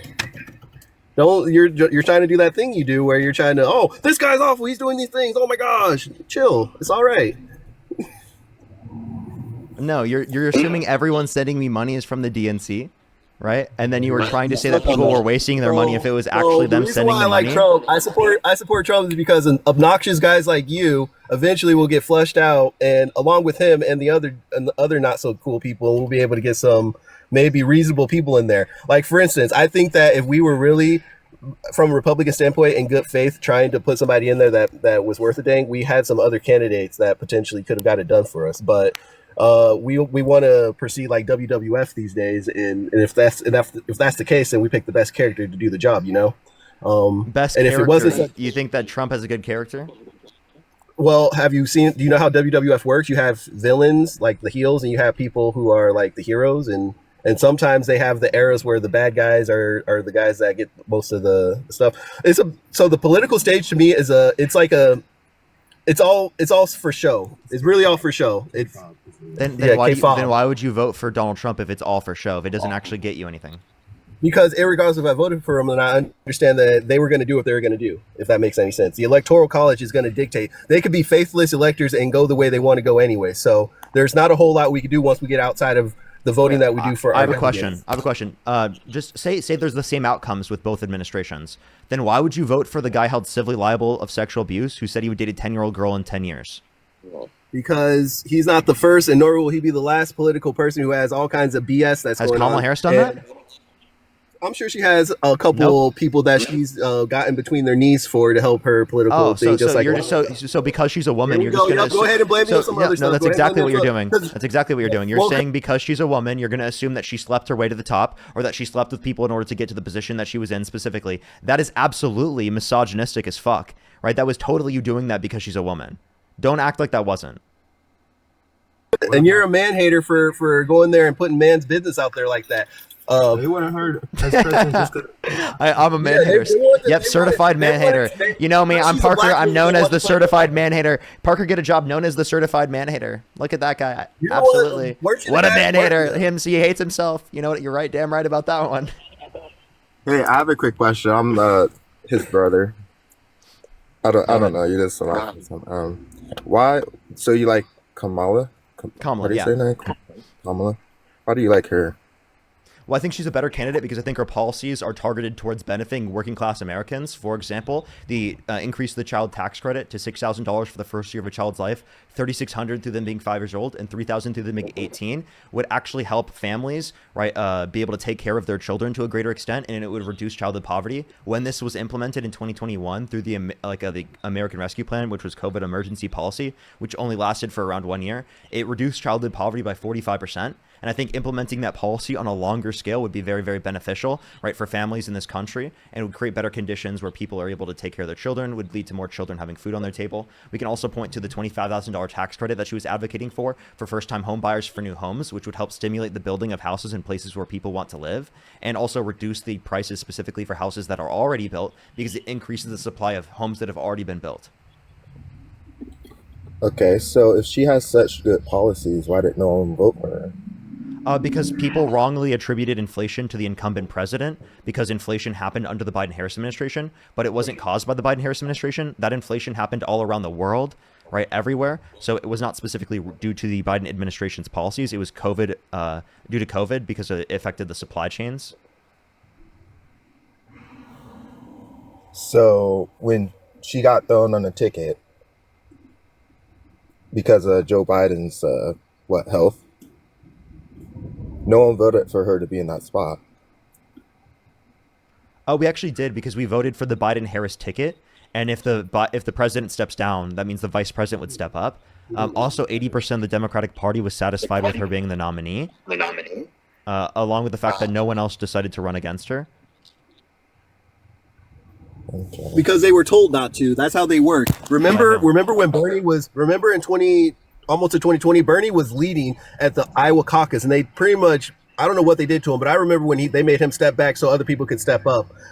Bernie should have been the guy in there for you guys, and you guys continue to treat him like crap. And that's kind of what happened here, where, for this reason, that reason, the other reason, we'll elevate her. And there wasn't a fair situation where they allowed other people in good faith to try to compete with her to get in that position. And if they were using the correct way of doing things, they would have allowed that, and they didn't. And I know people can go ahead and be like, I'm going to step aside and let this happen. I'm going to step aside and let that happen. But like, why do we do that? That's the kind of stuff that goes on that helped me step away from the Democratic Party, because there's too much of that lockstep. We're going to scratch your back, I'll scratch your back stuff going on. And I know it goes on both sides of the political thing, but I'm sick of it serving. I'm just sick of it serving the wrong things. And like I said, my whole thing for Trump is like, I see him as a means to an end.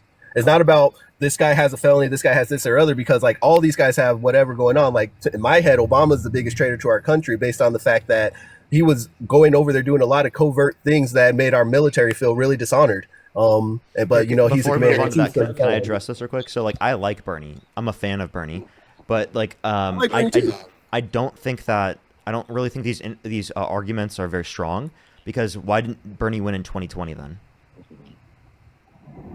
Because he stepped down, which allowed the person that was running against him to be elevated. He lost to Biden because the entirety of the moderate side of the party coalesced against him, which led to him not getting enough of the votes. That's the reality. Like, Bernie didn't get enough votes. Sure, you could say that there are certain things that, that they did on the back end where the moderates wanted to coalesce against them, but that's how coalitions work within the primary process. Okay? So the inevitable reality you have to acknowledge is that Bernie didn't win the vote, right? I would have loved for him to. I would have loved for him to like address, right, or be able to get those policies passed. I like universal healthcare, I like Medicare for all, I like universal childcare. Those are amazing policies. But the reality is that he didn't win. And even if we say that in 2016 there was some rigged process with Hillary Clinton, that doesn't mean in 2020 that same process was there. So it doesn't explain that in 2020 that there was a loss of the primary. Well. Also, I felt strongly for Tulsi Gabbard being, because I thought in the debate she did a really good job pointing out some of the reasons why Kamala should not be trying to, throw her hat in the arena, so to speak. Oh, I don't think the things that were brought up about her record as a district attorney. Her record as a district attorney is as a black man in America is saddening to me.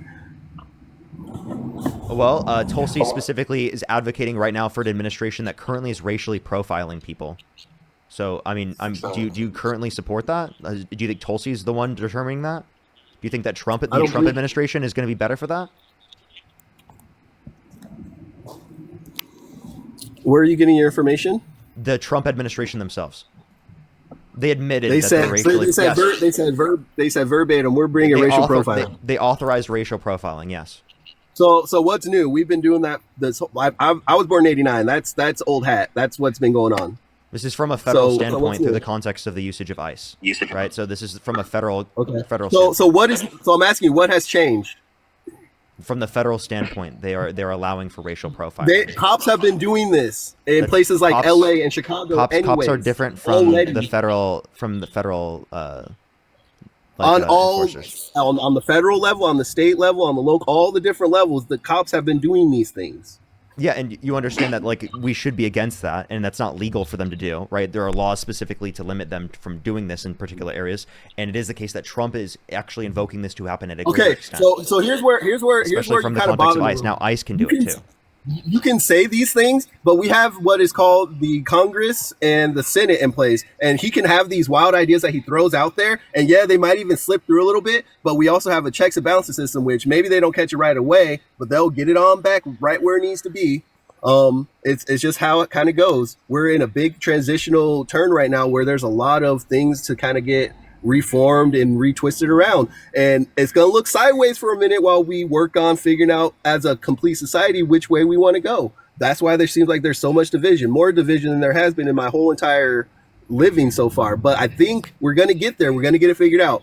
And I'm not saying that Trump is a means to an end, but if it's the beginning of us awakening and understanding the next thing to go through, as far as like maybe a two-party system isn't the way and this, that, and the other, like he's going to give you that example when it's all said and done. So I don't think that we're going to get to a more democratic system by supporting a guy that is undermining. I want to represent. Can I please finish?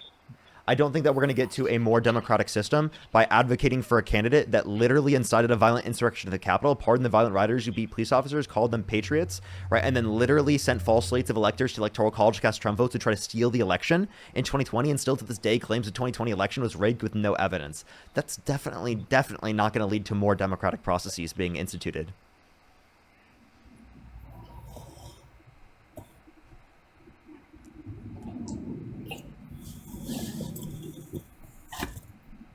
If you're counting votes, should the votes ever go down? If we're counting votes, what do you mean? Should the votes ever? What do you mean? Like, if I'm watching the TV and I see votes go down, like make that make sense. When I'm watching, you know what I mean? Oh, they must have accidentally done that. They accidentally put it up when that was another thing at first for me. Okay, but what if one's going down and then the others goes up exactly the same amount?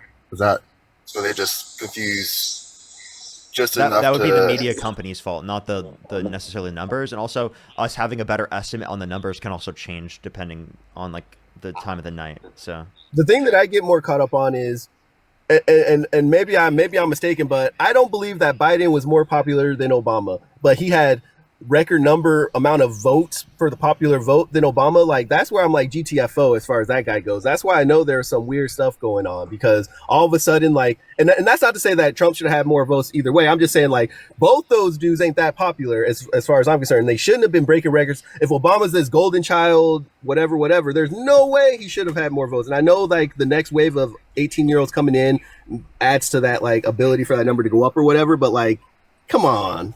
If they're saying young white males are more realistically voting like Republican towards Trump, et cetera, or whatever, like it would be easy to say if that 18 to whatever population that is coming in as a new influx of voters are voting that red way, that we would have seen it way more massively going up in the Trump side, but we didn't see that. We saw, like I said, record-breaking numbers for this guy who was Obama's VP, but like he was definitely not liked like Obama was. Obama was very popular and had the highest popular vote. So like, how do you reconcile that? So then you would have to argue that Trump's votes were fake too, because Trump got more votes than Obama. Okay, yeah, but I said that before. It's like, well, but like, so that's your reconciliation. So then you're saying both sides' votes were fake. That's not what I'm saying. I'm saying, how do you reconcile such a ballooning of the numbers is what I'm saying. Like fake or not, COVID, and that more people were at home, more people were on their phones and engaging with the media. And it is the case that people used no way it was any of those undocumented. No way it was any of those undocumented people who have been within our system who literally can't vote. Who can't vote? No way it was them at all. No absolute way. Literally, they can't vote. Sure, they literally cannot vote. Because I live in communities where I see these undocumented people voting. It may not be for the federal so election. People committing fraud, and you don't. So wait, so you saw people committing fraud, and then you literally didn't. No, I'm not saying you're a bad guy. I'm just saying you saw people committing fraud, and you didn't say anything about it until now. Yes, because I am just one guy. I'm telling you, I'm giving you a reality check on things that happen and pockets all around the country. But like you didn't tell the police that you saw people like committing fraud. Okay, and then what am I? If I don't believe in if we go back to the whole police thing, if they're not going to work in good faith, what am I going to bother them about for something they're Well, you're just assuming that there would be nothing addressed, particularly in terms of election fraud. There were a bunch of different cases on this. We were talking about the election and going through the election fraud cases for like a while. Like you definitely had the ability to go and have that addressed if it was specifically true. I mean, you definitely would have gotten a lot of people on the right wanting to hear that. They would have totally ran with that story, right? I would have been hearing that we would have heard that on the national level as an argument. They had undocumented immigrants voting. Here were the particular undocumented immigrants that were voting. We have someone specifically that as a first person account that witnessed this occurring.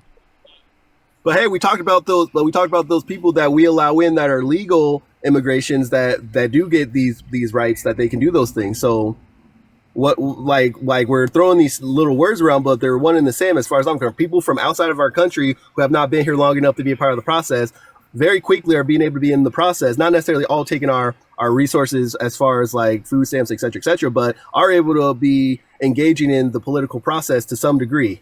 And it's to a degree enough that it's influencing politics to be away from what would be American fundamentals. So how so? How so? So, for instance, education. I absolutely believe that we need reform in education because currently it's gone so wayward. We have it become nationalized, and it's actually taken us a step back. I remember when we had what was called Iowa testing when I was young and in elementary school, and each state was in charge of kind of holding the different standard for what they would allow as far as their curriculums and things. And when that got nationalized and the No Child Left Behind thing happened, it kind of really watered down. How are undocumented immigrants voting? Well, they're voting Democratic, so it's not a matter of what they're voting. It's, hey, if you come to there are systems in place that allow them, like there's a system called CASA here where I live locally that if you're an undocumented person, will work with you to help develop plans to get you housing and resources to you. That's not whether it's a license or jobs. Okay, but these same people are voting because that's the carrot there is, hey, here's your ability to vote. We have this ITN number for you. We have these things in place. This is how you'll be represented. We need you to vote like this, and as long as you're doing that, you'll get this. Wait, is CASA for children? Well, that's the whole that's the crux right there. You have a child, and that allows you the benefits. So like, yeah. So it's a charity giving benefits to children. I'm confused how this is helping people vote. If you know you're going to get free stuff and all you have to do is check a box, you're going to check the box so you get the free stuff. It's a charity, really that dude. This is a charity. It's a charity. Okay. It's a charity. Yeah, private charities can do what they want, right? So can NGOs that fund guys like you and Dean. So you think that we're funded. You think that we're funded. You have no evidence. I'm just trolling, bro. I'm just messing with you. We're already past that bridge. I was just poking fun. But do you actually think that though? I seem to get lit. Huh? Do you actually? Do I actually what? Think what? Do you actually think that like I'm paid by like an NGO or like the DNC? I think that you argue in bad faith in that you definitely have some kind of something backing you. I don't necessarily think it necessarily has to be a monetary thing, but there's some access that you have that. And I'm not gonna denote that you are. Wait, actually, literally tell me who's backing me. Wait, genuinely, who's backing me? That's the thing. I couldn't tell you, but like on top of you being brilliant and resourceful and this, that, and the other, somebody else has something going on for you. I have rent to pay. Could you have the DNC send me some? Yeah, let me get some good. Yeah, bro. If I was getting paid by the DNC, I would hit them up. I'm telling you. But like, I don't get paid by the DNC. So like, seriously, genuinely, I just want to be real with you. I am not backed by anyone. Literally, it's just me. I don't have a management company. I don't work with anyone in that. Let me say this though. If it comes out, I hire an editor. That's it. Okay. In 8 months, if a YouTube video comes out talking about how you're such a grifter, this, that, and the other, bro, I'm gonna be so sad. I'll be so sad because I I'd be promise happy. you I'll be like, nothing- I'm the real deal. I'm the real deal. And then 8 months later, That's you fine. get exposed by like Penguin That's Z or fine. something. That's fine. That's fine. So the reality of the matter is that I'm not actually taking anything. So that's never going to come out. People will claim this, such as the way that you're claiming it right now, but there's no evidence. Seriously, like it's a joke. It's actually it's laughable because I can't even fathom that people think this. And I've known people who are very conspiracy oriented in my life, and even they think this is crazy. Even the most conspiracy theorist people that I have met on a personal basis think that this is insane, because it is the case that people actually believe this. And I understand why people believe this, because of how our society functions, and because of like how many people out there like that are genuinely do that, right, and grift. So I understand why people think that, but I don't think it's warranted, of course, because I'm like myself, and I know for 100% certainty that I literally don't take anything, and that I don't work with anyone else, and I'm literally by myself. All right, so there's only really one more question I have before I let you go, because I actually have some couple things I can take care of. I do appreciate you taking time to listen and stuff, and I know like whatever, I'm ignoring like your people in the comments. I'm just trying to have a conversation with you, and I appreciate you letting that come to fruition, good, bad, or indifferent. But like really, what the people really want to know is like when you play Super Smash Brothers Melee specifically, what's your character? Ooh, that's a good question. No, I gotta know, because you look like a guy who would use Kirby, but like if you told me you use Fox, I would believe that too. But either way, I think I would like smash your ass in that game, bro. We should set up a tournament. I don't know. I know you play. I do not know how you guessed Kirby. That's kind of crazy. I'm not gonna lie. Is it Kirby? Yes! I'm not gonna lie. That's kind of crazy. I bet you're pretty good with Kirby too, huh? Kirby's slick. You seem like a Kirby type. I thought so. But hey, you have a good day, man. I appreciate you coming up. That's actually really funny. I actually would use Kirby all the time. I'm not gonna lie. Like, Kirby was my main. Oh my gosh, dude. That's kind of funny. Here, I have a few people to thank, everyone. Sandra, thank you so much. I really appreciate the $20 on Venmo. Thank you so much, Teresa. Thank you so much for the $10. Sadie with the $10. Thank you for all the DNC money, everybody. Laura, thank you for the $5. Rebecca with the $5. Thank you. Fire Pumpkin, thank you for the 5 membership subscriptions. Thank you so much. Thank you. Bernie, thank you for the $4. Thank you. Nina with the $20. Thank you so much, Nina. Rain, thank you for the $2. Thank you so much. I really appreciate it. Thank you. Zoe, thank you. I really appreciate it. Thank you. Tessa, thank you. Thank you. I really appreciate the $5. Thank you. Thank you, Tessa. Let me make sure I'm completely caught up on PayPal as well. And thank you so much for the $5. Thank you. Christine, thank you for the $27. Thank you so much. I really appreciate it. Thank you so much, Christine. Thank you. I really appreciate it. Thank you for the... Thank you. I really appreciate it. In the DNC. Lauren, thank you for the $2. Alrighty. Let me go into the next person here real quick. If you're on YouTube, hit that thumbs up, everybody. For the almost 4,000 people on YouTube, hit that thumbs up. Let's try to get to 3,000 likes. I would really appreciate it. Let me catch up on YouTube as well. I have some people to catch up on YouTube. I just want to make sure to get the guests up. Okay, what's up, how old are you? I'm 18. Do you support Donald Trump? I do. What's your birth year? 2007. What month? February. If you could go back in time and you could either vote for Donald Trump or Kamala Harris, who would you rather vote for? Donald Trump. Okay, let me say thank you to a few people real quick. Breeze, thank you so much for the $4. Thank you so much for the Soros check. Thank you. Libby, thank you for the $10. Thank you so much. Ryan with the $5. Thank you. Can we get some W's for them in the comment section right now? I really appreciate it. Thank you. As well as GW, thank you for the $10. Thank you so much. I really appreciate it. Thank you. Beard, thank you for the $5. Thank you. Claire, thank you for the bouquet. Thank you. Trudy, thank you so much for the $5. Elfany, thank you so much. Really appreciate the $5. Ryan with the $2. Thank you. Mary with the $5. No need for a name. Thank you for the $2. Fire Pumpkin with the $10. Thank you so much. Chase with the $2. Thank you. Elle, thank you so much. Really appreciate the $2. Mary with the $2. Thank you. The bibliography is in my bio. Absolutely. Cynthia, thank you for the $50 for the grift from the DNC. Thank you so much. I really appreciate it. Thank you so much, Cynthia, for the $50 for the grift from the DNC. Thank you. Jordan with the $2. Thank you. Josh with the $10. Thank you. Doomsday, thank you for the $2. Thank you. I really appreciate it. Thank you. I think I'm fully caught up. And Kelly, thank you for the $10. Thank you so much. So why do you support Donald Trump? Yeah, so obviously the number one issue with voters this election cycle was the economy. Trump's GDP growth so far has been spectacular this year. Things like the Tax Cuts and Jobs Act and the One Big Beautiful Bill's extension of them have helped out many Americans. And there are plenty of other reasons, but I'd say it mostly comes down to economic policy. Yeah. So one thing as it relates to this is that Kamala Harris would have kept all the tax cuts for the tax for Americans that make under $400,000 a year in income, right? And she would have only increased taxes on income over $400,000 a year. So, like, what do you have an issue with that? Increasing taxes on wealthy Americans and decreasing taxes on working class Americans? So, I mean, I suppose my main gripe with that is if they are going to continue the Trump tax cuts in the first place, I guess my question would be, why should I support Kamala Harris's economic policies rather than Donald Trump's? Sorry, repeat what you just said at the end. Yeah, so if Kamala Harris is going to keep in place much of the Donald Trump tax cuts, why is there a reason to favor Kamala Harris over Donald Trump's economic policies?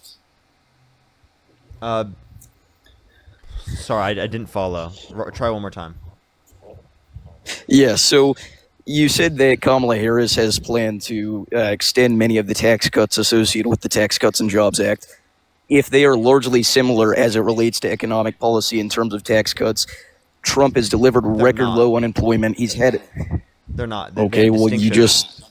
I told you, the distinctions were prevalent within the fact that above income over $400,000 a year.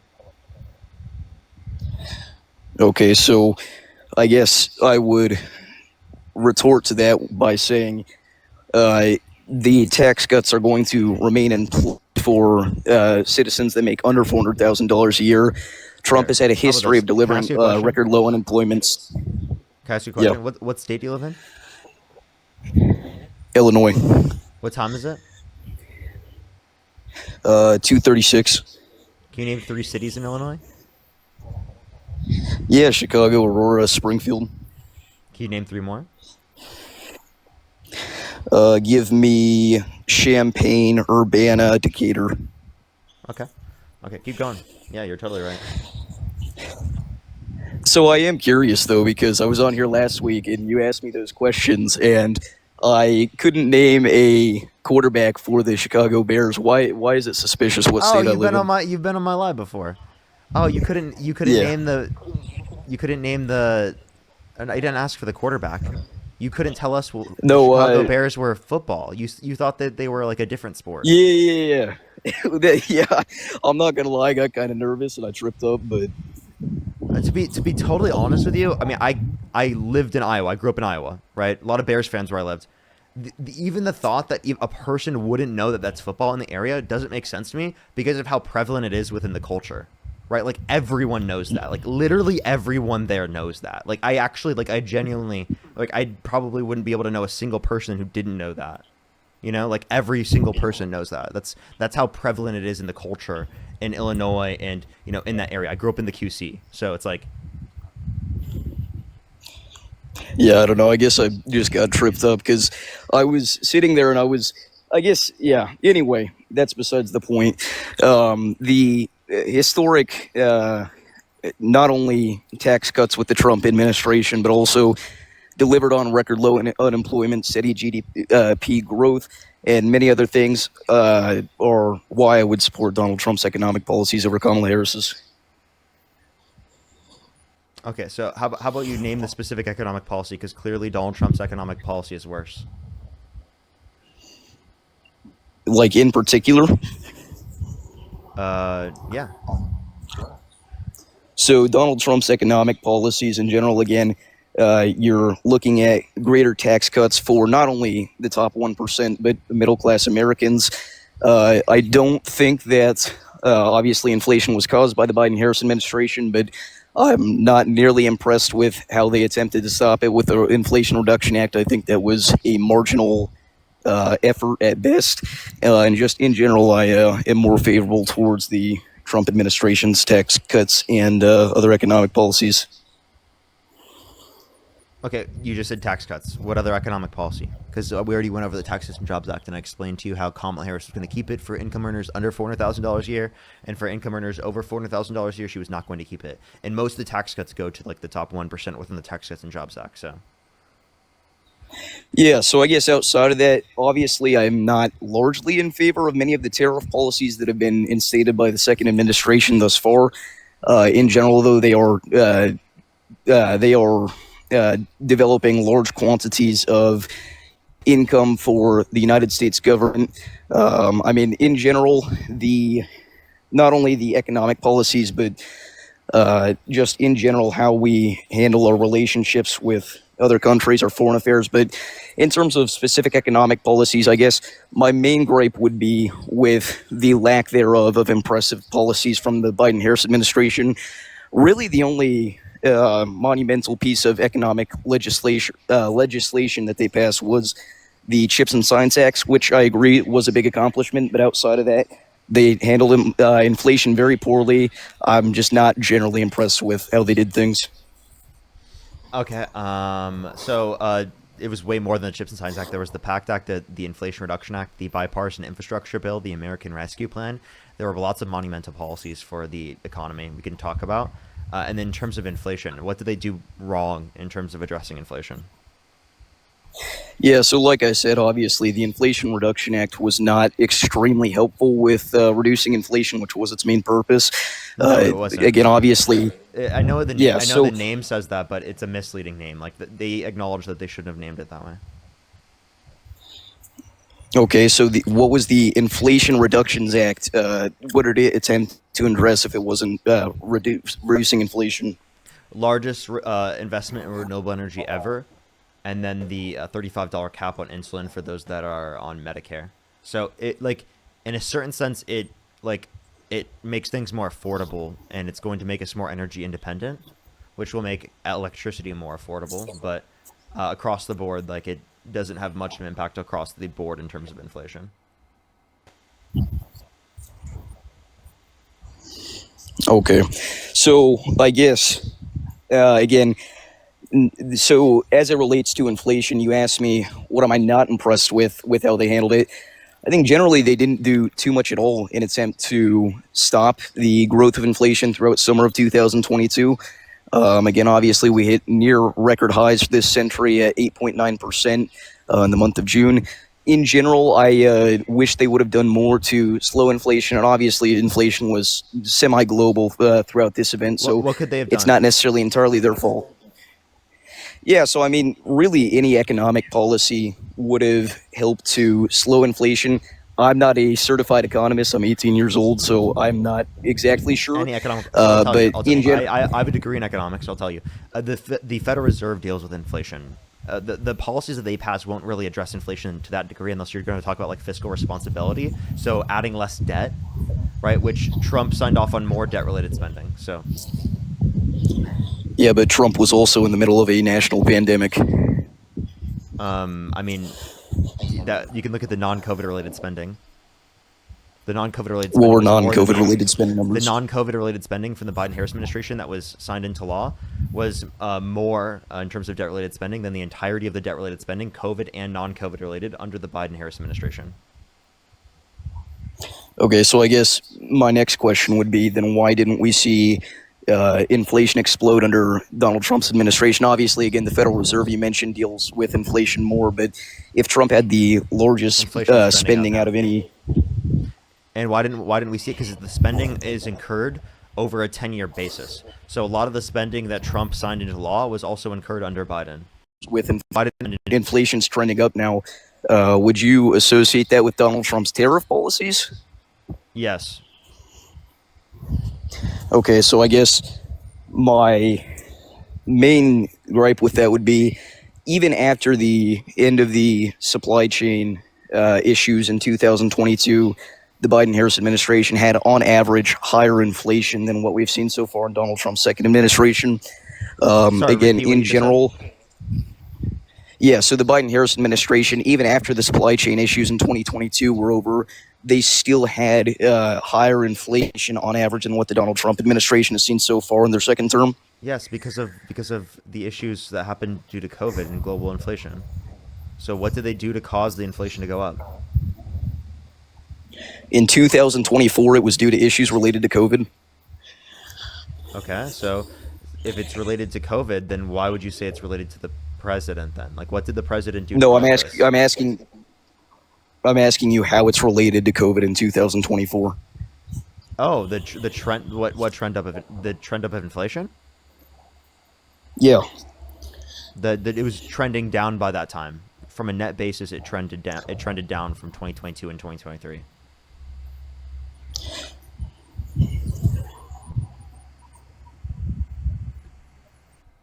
Okay, they just left. Okay.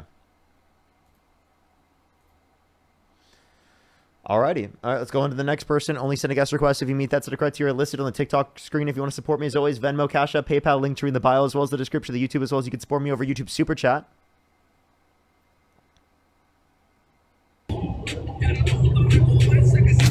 Yo, what's up? How old are you?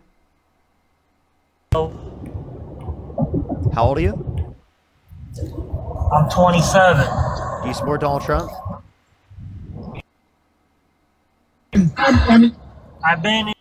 I'm sorry. It sounds like they were driving anyway. Let's go on to the next person, everybody. Only send a guest request if you meet that set of criteria listed on the TikTok screen. Yo, what's up? How old are you? I'm 18. Only send a guest request if you meet that set of criteria listed on the TikTok screen. We are just looking for some debates, everybody. By the way, we lost my main account, everyone. Just letting everyone know. We lost my main account for a week, so we're going to be here for the next week on TikTok and on YouTube. So I recommend subscribing to me on YouTube, Parker Get a Job, and here, making sure that you followed me here, because you might not follow me here on my second account. Yo, what's up? How old are you? You can't get rid of me, Parker. Let's go to the next person. Only send a guest request if you meet that set of criteria listed on the TikTok screen. We are just looking for some debates, everybody. Only send a guest request if you meet that set of criteria listed on the TikTok screen. Yo, what's up? How old are you? I love you, Parker. I love you. Brian, thank you for the $25 on PayPal. Thank you so much, Brian. I really appreciate it. Thank you. Taylor, thank you for the $5. Thank you so much. I really appreciate it. Thank you. Tammy, thank you for the $1 as well. I really appreciate it. Thank you. They said, I don't understand why would it completely gut the education programs but administer $60 million to charter schools? What is the purpose of this? The purpose of that is probably to lean more religious in terms of education.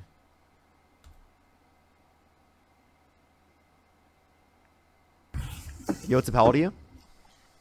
That's what 57. Like they're trying to do. Do you support Donald Trump? I sure do. Okay. If you could go back in time and you could either vote for Donald Trump or Kamala Harris, who would you rather vote for?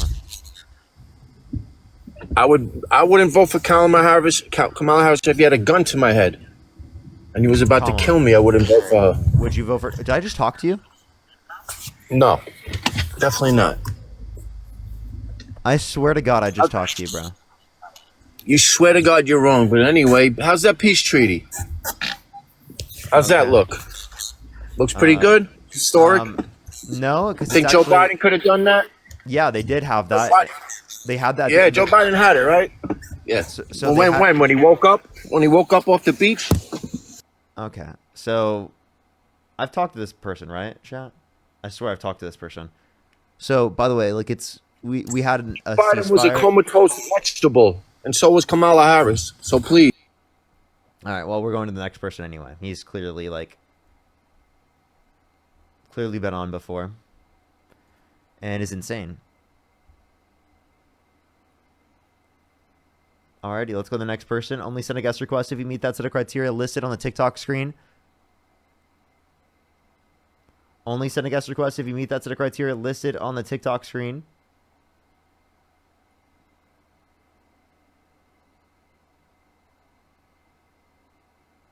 Alrighty, do give it a second, everybody. California Girl, thank you so much for the $20 on YouTube Super Chat. Thank you so much. I really appreciate it. Thank you. Literally, though, I really appreciate it, California Girl. Thank you so much. I really appreciate it. If you want to support me, as always, everyone, Venmo, Cash App, PayPal, link tree in the bio, as well as the description of the YouTube, as well as you can support me over YouTube Super Chat. I'm going to be on probably until Dean hops on, chat, everyone. We're about to hit 4 hours, so it could be at any point. Yo, what's up? How old are you? Hey, 36. Do you support Donald Trump? So, I do. Okay. And I you think go back in that, time and you could either vote for Donald Trump or Kamala Harris. Who would you rather vote for? No, I would vote for Trump, and I'll tell you why. Right? I think that his actions that he took with sending out the National Guard is not the worst idea. I think it's okay. right? So he's violated the law with the National Guard on multiple occasions, not only in the context of California, but also violated the law specifically in wanting to drop it in Portland and Yeah, in but sometimes, Chicago. brother, If he specifically wants to drop the National Guard in places with high murder rates and high violent crime rates, how about he starts with red states so that he can prove that it's effective to the rest of the nation, and then he can well, move to you the have rest to. of the nation with their Okay, consent, because you have to have the see. consent of the governor. No, I see what you're saying, and I don't disagree with you. But what I'm saying is, it has to start somewhere, and it starts here with the blue states. No, It'll go that to makes the no red sense. states. What do you mean? Doesn't make any sense? I just told you it makes no sense to go through blue states because it's not constitutionally allowed, because they will not allow for you to do that because you have to have the consent of the governor. Bro, constitutionally allowed doesn't matter anymore. It doesn't matter. Why? It doesn't. Let's be honest. Why? Because you can do whatever you want, and it just gets pushed through. And then you know what? You have to wait like 8 months for a Supreme Court case to go through. So That's you, why. So you have no issue with Trump violating the law? No, because you know why? You have I no have issue with him violating the Constitution and the law. Wow, that's I have actually bigger issue with those laws not being in place to start with, right?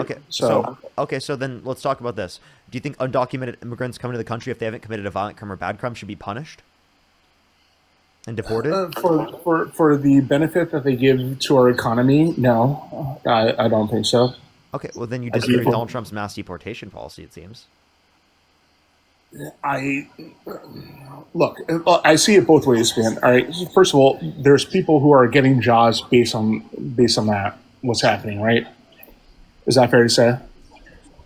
They're getting jobs based on what? Sorry, what do you mean? Like, you mean Based on removing based people on from those coming to the country? No. Yeah, exactly. So because ICE agents are getting jobs, you support it? What? Could you get jobs in renewable energy production, which Donald Trump is gutting because he cut rid of the subsidies and the funding for renewable energy production? not Could ICE we agents. provide more jobs in making the legal immigration system go quicker by providing more immigration judges? No, I didn't say ICE agents. Okay. Okay, sorry. Right. Like the jobs that the people that they deported, right? Those jobs. Oh, I actually think that it reduces the level of jobs within our economy because it reduces the level of demand within our economy. Because when people are coming to our country, they're not only fulfilling a job, they're also Yeah, but demanding goods and taxpayers- services, meaning that they increase the amount of jobs that exist in our economy because they have to meet a different level of supply. It gets taxpayers into those jobs, right?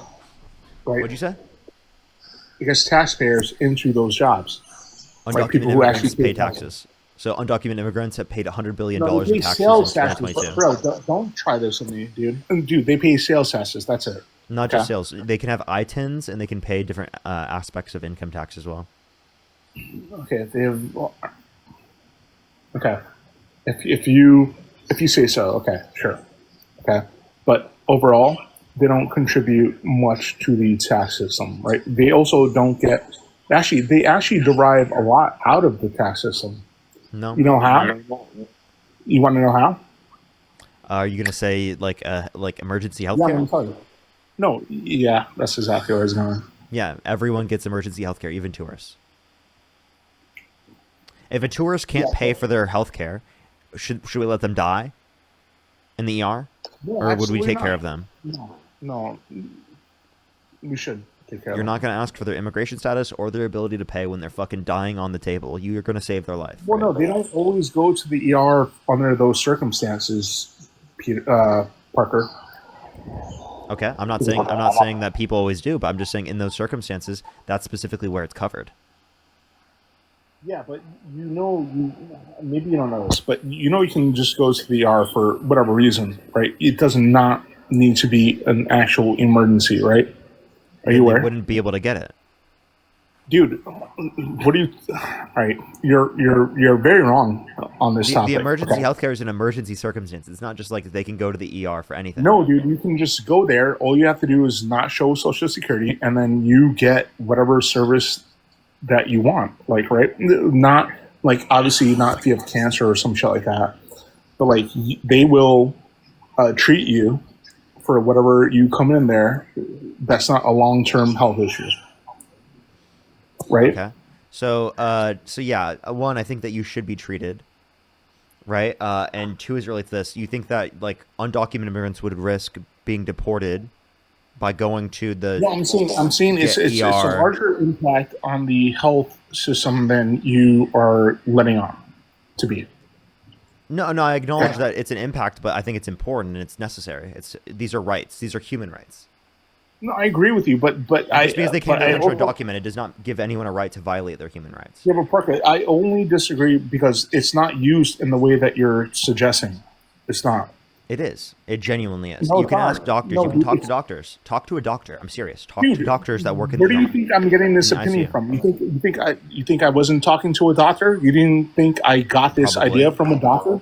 Probably because if you did talk to doctors, you would see that they have to do this and it's necessary to save people's lives, right? And that people aren't just coming in undocumented. No, I agree, just for, but the anything. doctors are the ones.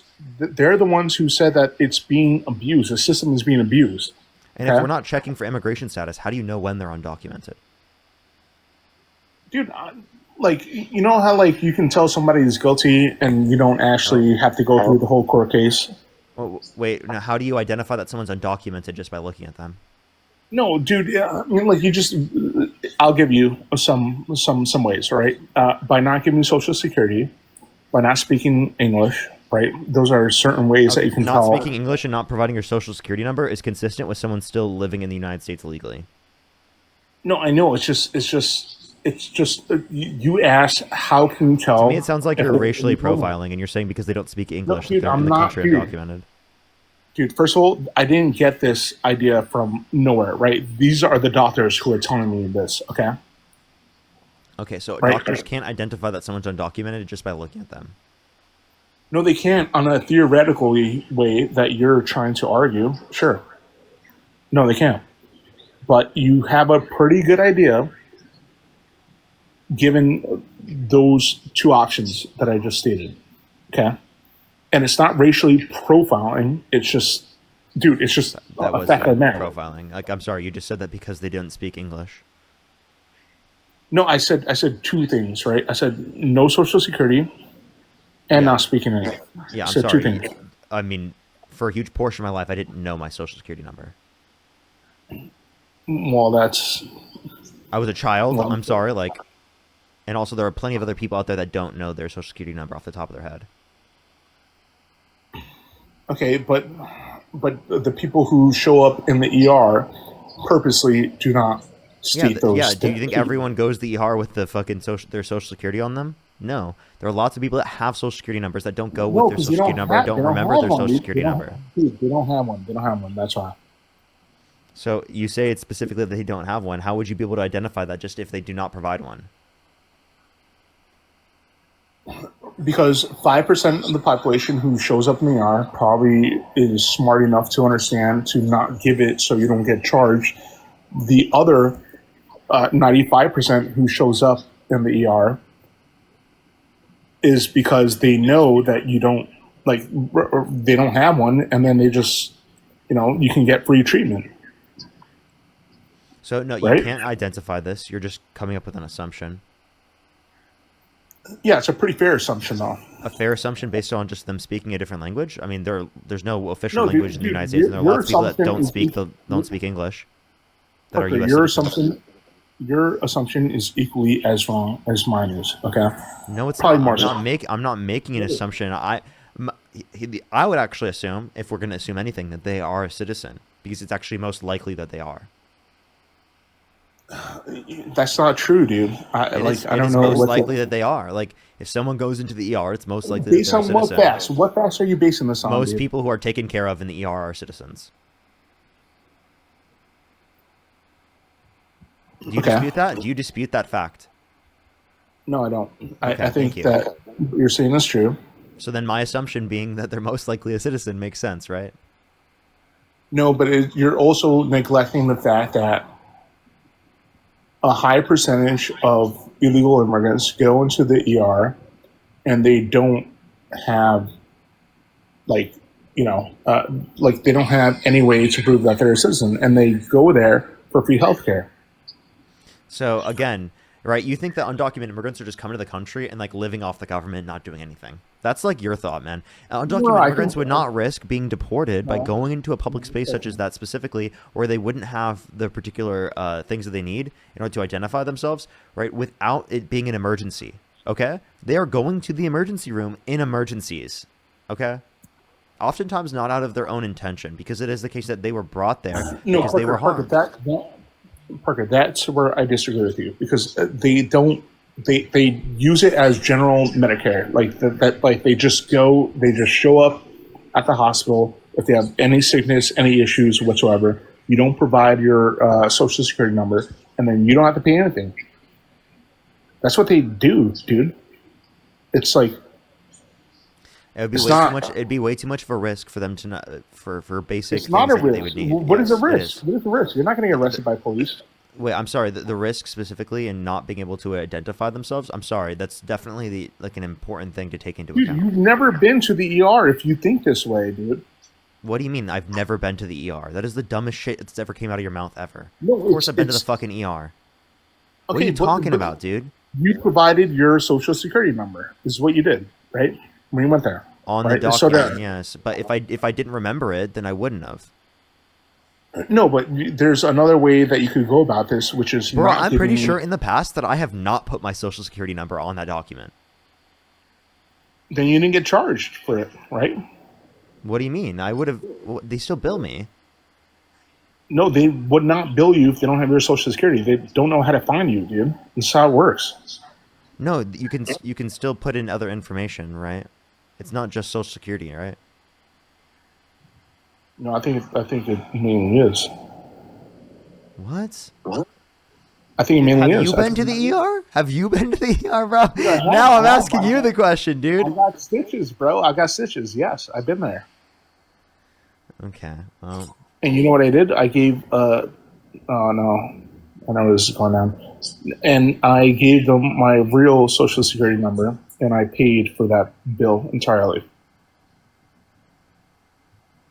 Okay. Good for you, man. Why not? But if I chose not to give them my social security, and I chose not to foot the bill, it would have been okay. Okay, then why don't you do that then? Why doesn't everyone do that? There's some people might have, right? So you're saying healthcare could be free in this country? All you have to do is just not give them your social security number? No, not all healthcare, just ER. Only ER healthcare. Okay, so you could just go. So everyone can just go to the ER for free. Yes, just don't give your social. Well, I'm not advocating this, right? Because this is not how. Nobody should do this. But if they were to do this, right? You know, don't give your social security, and then you don't. You know what? How about you go try that out, bro? Who knows? Maybe I have. You know, maybe that's why I know about this. You know, did you possibly? Did you just admit to committing fraud? No, and I knew you were going there with this, which is why I didn't say I did. I just said I could have. So you're saying you could have? You're saying you could have committed fraud? I could have committed fraud that people do every day. So that is you could. So did you or did you not commit fraud? Because I can say I did not commit fraud. Okay, stop changing the topic because the point remains, right?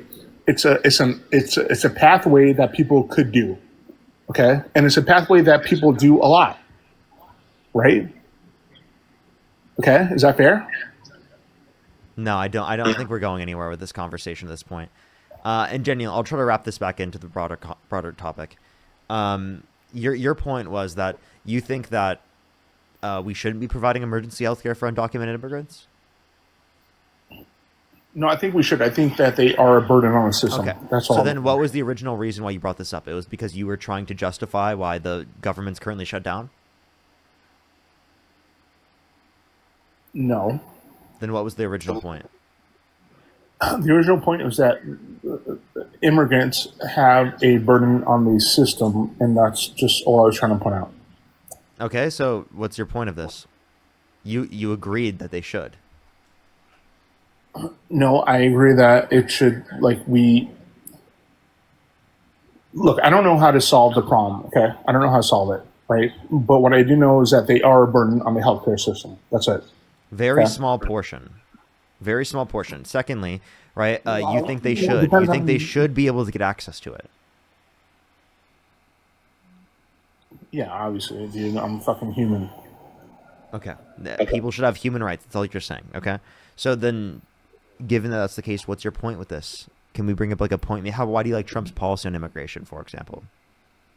Because he's reducing the burden on the healthcare system, in a way. Reducing the burden on the healthcare system. In what way? Yeah. By the deportations. So deporting people, you think reduces the burden on the healthcare system, right? Then let's think of it this way. Would you want to reduce the amount of immigrants coming to our country legally? Yeah. Yeah? Yeah, I'd like them Do you want to do- reduce how many children we're having? No, I see where you're going with this, dude. Well, that would reduce the burden of burden at on a- our at a healthcare base system, right? level, At a base level, I agree with you on the concept of more people in general to produce more of an economy. I agree with you there. Okay. Okay, so then But I you, just so think you we're not disagree doing with it the right reducing way. immigration, and you disagree with it because of that reason. So No, I like, just think we're it's doing it not the wrong because of way. the burden on the system. If you want to look at net burden, undocumented immigrants are not a net burden on our system. They net benefit our system. Yeah, they do because they don't pay taxes, dude. I understand that part. They do. No, they pay sales tax, dude. It's not. Dude, we it's already not went the over this. same. It's more than sales. We already. Why are you, dude? I've already responded to this. Why'd you just say the same fucking bullshit lie I've already responded to? That's so All right, what- dishonest. If it's not more than sales tax, what is it then? What else is it? I already told you. Like through I-10s, they can specifically pay income. I have no idea so if they start a business, then is that what you're talking about? I'm saying Because I through think the- is when they start a business, right? not Or necessarily. not? Okay. Okay. So I guess I was wrong about that. All right. So. Okay. So what I-10 they pay normal taxes like just all of us. Yeah, they can. It's an individual tax identification number, and it literally is just used for them to pay a level of taxes. So there are certain types of taxes that are paid. Do they pay to the same degree in terms of percentage? That's not the claim. But it's still the case that they are paying taxes into the system. Generally Now, if you want speaking- them to pay more taxes into the system, provide them a pathway to citizenship where they do not have to leave the country, and they will pay more into the system. No, Parker. Look, generally I agree with you, but like most people do not have I-10s. Okay, is that fair to say? Is that a fair statement? I would have to look at the data. I'm not quite sure on the percentage of people specifically like that do. there's- I just know that undocumented immigrants paid a lot in taxes, over $100 billion in 2022, for Yeah, they example. pay sales taxes. They don't. But the I'm I-10 gonna go crazy. bro. But the I-10 fact that you stated, right? It's not like the norm. It's not like a thing that happens very often. Okay, I know people with I-10s. Okay, it's not very often. It's not like an often thing that happens. Okay.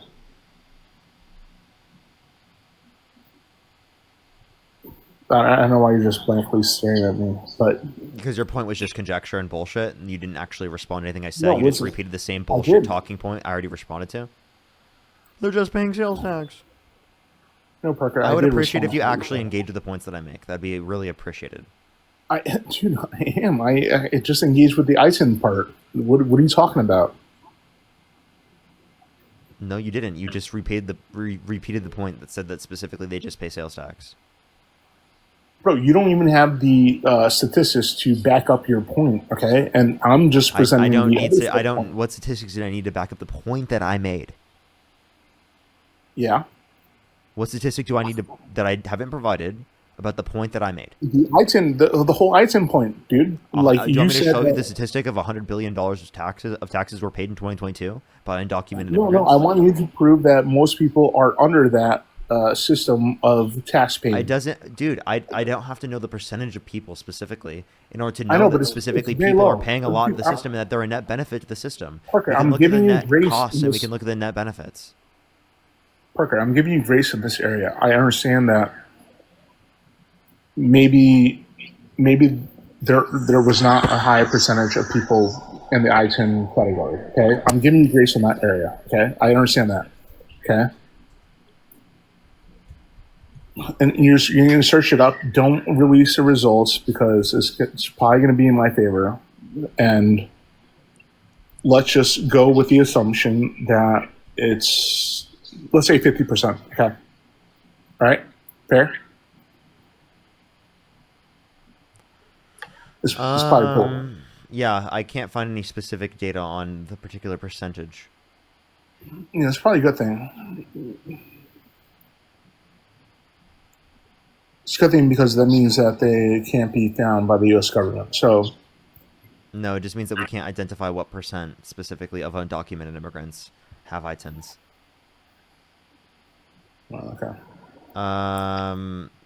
At least right off the bat, I have a new study claiming here that from the Institute on Taxation and Economic Policy that undocumented immigrants, specifically, wait, hold up, research suggests that 11 undocumented immigrants in the U.S. file income taxes with I-10s. Yeah, so that would be over 50%. So the ITEP report says the best evidence suggests that at least 50% of undocumented immigrants currently file income tax returns. All right, and most of them are probably on green cards, right? They're probably following the law. You just said don't read it off because it will probably go in your benefit, and then it didn't. Well, I mean, I gave you leeway by saying 50%, so it kind of landed around that number, right? So. Alrighty then. Okay. All right, Do you want to tell me like an economic policy you like of Trump's that he influenced to get passed? Economic policy. Yeah, the deportations are opening up more jobs for specifically the uneducated population that we have. I just told you it doesn't open up more jobs because it is a case that reduces demand within our economy, reducing the amount of jobs that exist. No, I mean, like, look, you don't have a farm worker working the fields, right? Who's going to take that job up, right? Well, an American. Dude, you're not understanding that the person specifically who was doing that job was also demanding things which created more jobs within that economy. Yeah, but the food is a basic resource that we all require. That's a job that needs to be there. That's a job that will always be there, right? And somebody is going to fill it. Period. So if you're talking about jobs, that you have to look at the net jobs in the economy. Okay, you can't just look at the effect of immigration in terms of specifically just. I'm looking at low skill labor. Hey, dude, you have to look at the net effect on the jobs overall. Okay. Okay. Okay. Does that make sense? No, it makes sense, but I'm telling you that I'm only taking into perspective low skill labor jobs, right? That a lot of Americans. Can you give me any data that reports on your specific claim? Dude, farm jobs, easy, low skill. No. Can you give me any data that indicates this? Why do you need me to, dude? I'm not gonna pull up Google to search this shit up. Come on, you know this, dude. Didn't you just ask me to do that? Yeah, I did. And so go fucking do it.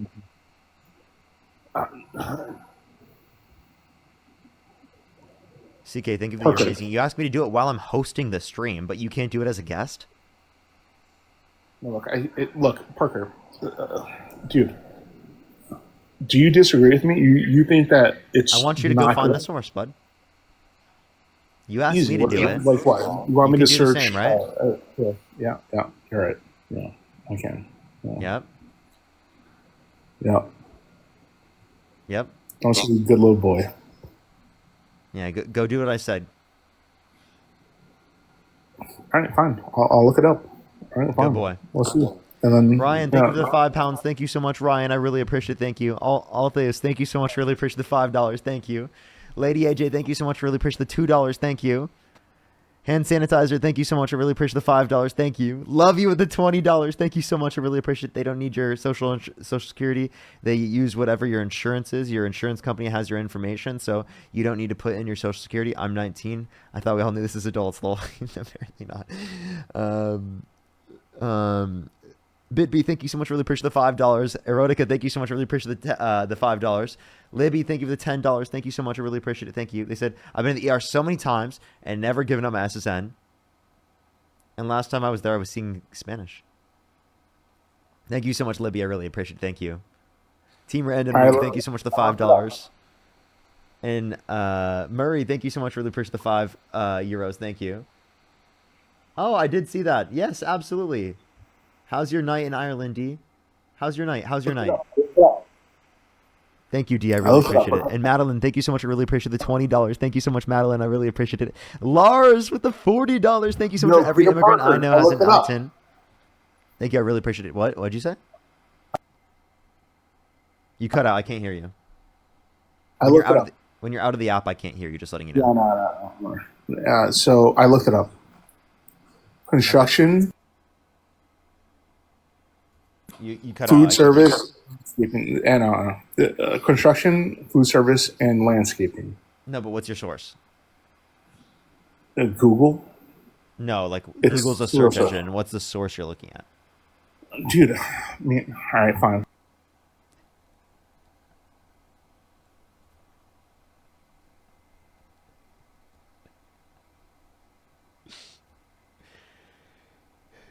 Let's go let's get another person to help him out, everybody. Give him a second. Give him a second. Give him a second. If I don't know what else what's to the say. title? So if you were to Google that phrase, right, it would show you What phrase? What? Google what title? Jobs lost by immigration policies. And what's the title? What's the article from? It's Google AI. You know, that's not how it works. Can you? No, but Google it links to legit websites. So, What did it link to? Tell me what it linked to. I don't know, like some like.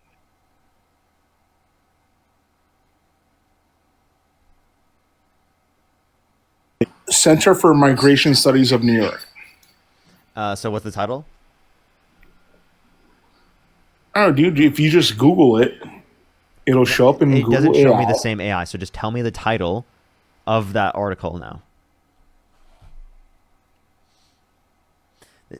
Documented workers in high growth U.S. areas. Say that again. Undocumented workers in high U.S. growth occupations. Okay.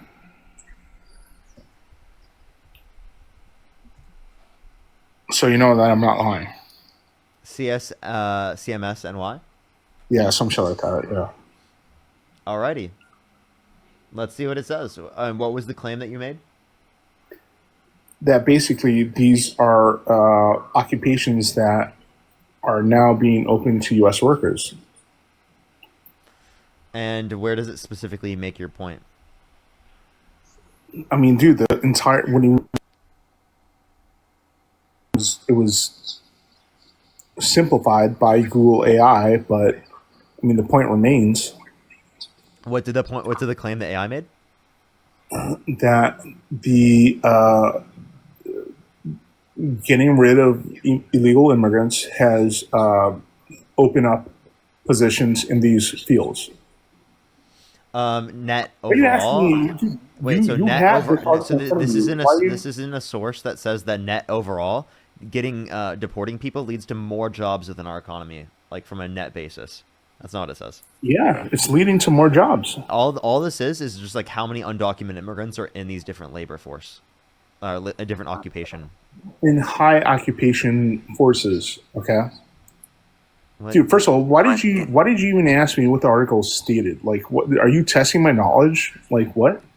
No, I'm trying to find the particular point that you were claiming because none of this. Okay, the claims point what that I you was were trying to saying. make is that it opens up more jobs to Americans. Yeah, but the point that I was asking for in terms of a source was that net overall immigration reduces the amount of jobs, or I mean, deporting people increases the amount of jobs in our economy.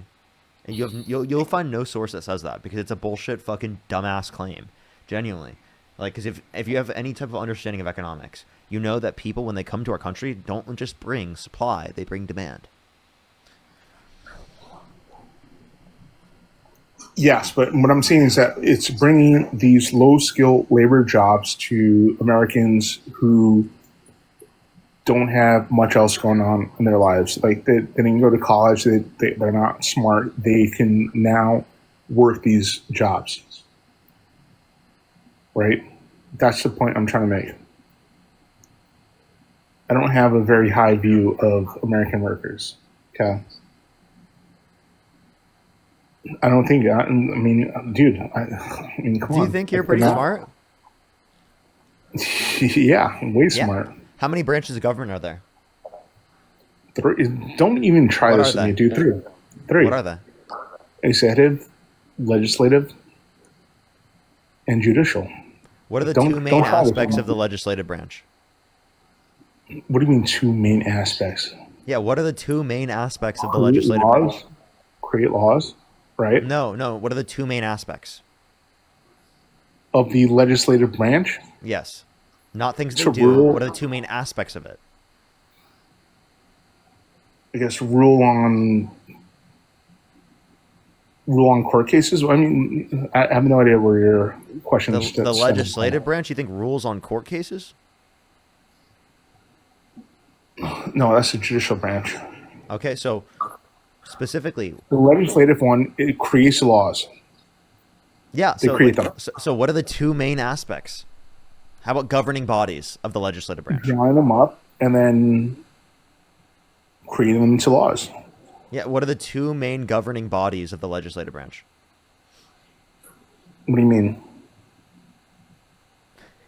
Dude, wow, this guy's very smart. The House and the Senate, bro.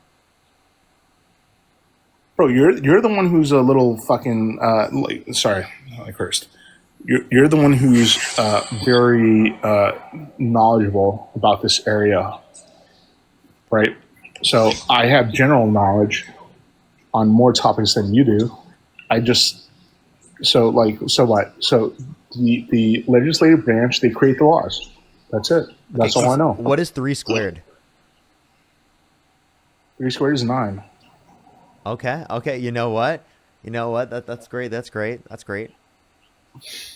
I didn't expect. Can I ask you a few other questions? Like, do you think that immigrants coming to the country should have to take a civics test?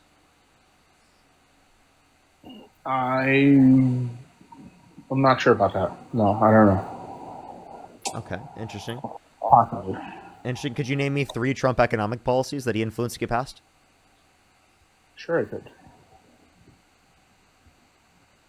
Go ahead. Good.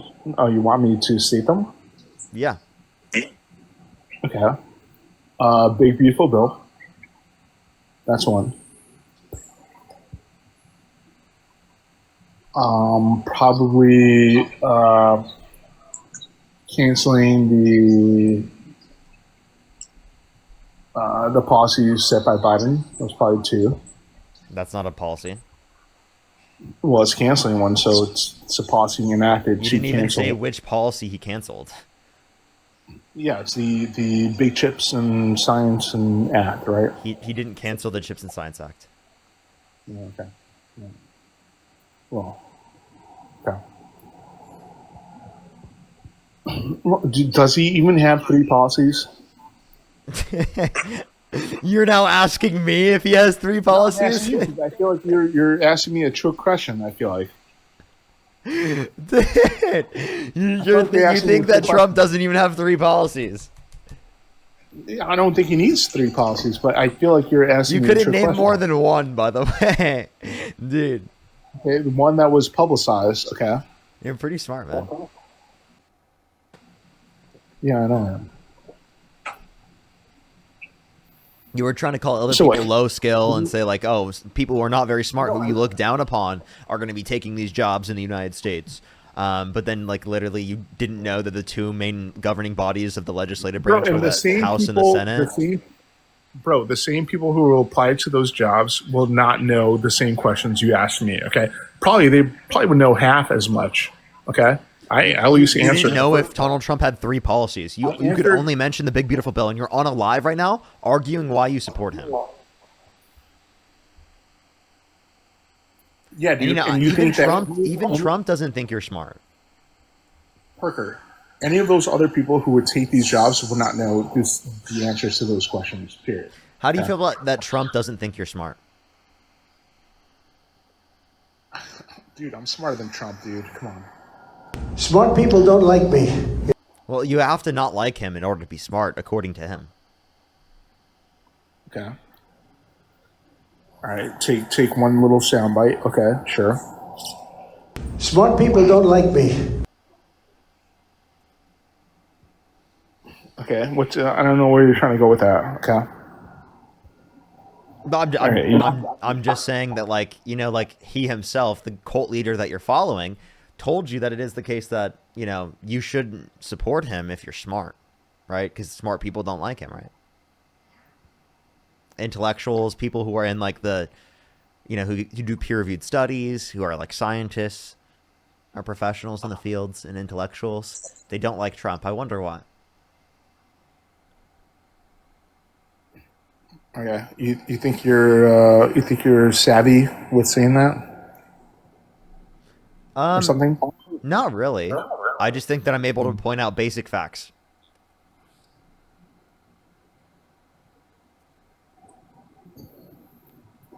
All right. Well, look.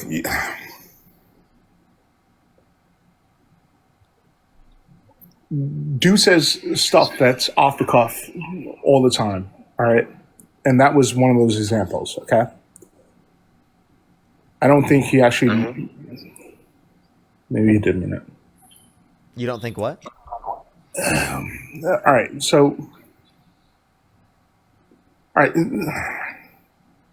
He's not wrong, man. It's easier to get that population on board with whatever you want to do. Okay. Right. Just like they can get into those jobs that To get are what now population on whatever you want to do. I'm confused. No, you're not confused. You know exactly what I mean. I didn't. That's why I asked you the question. No, you do know though. It's the lower skill level people, bro. Like they are easier to manipulate. Such as yourself? No, I'm not in that category. I'm. Wait, no. Dude, But you said they're easy to manipulate, like how you were easily manipulated into voting for Trump. No, I'm part of the. Trump loves the poorly educated. Right? No, I'm part of the population which would not be impacted by his policies, period. Okay? Right. You say that one more time, sorry? I'm not part of the population that he would be, like, implementing policies against. Okay?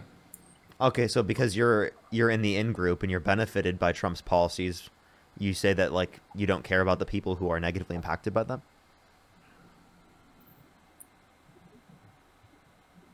No, I do care. It's just.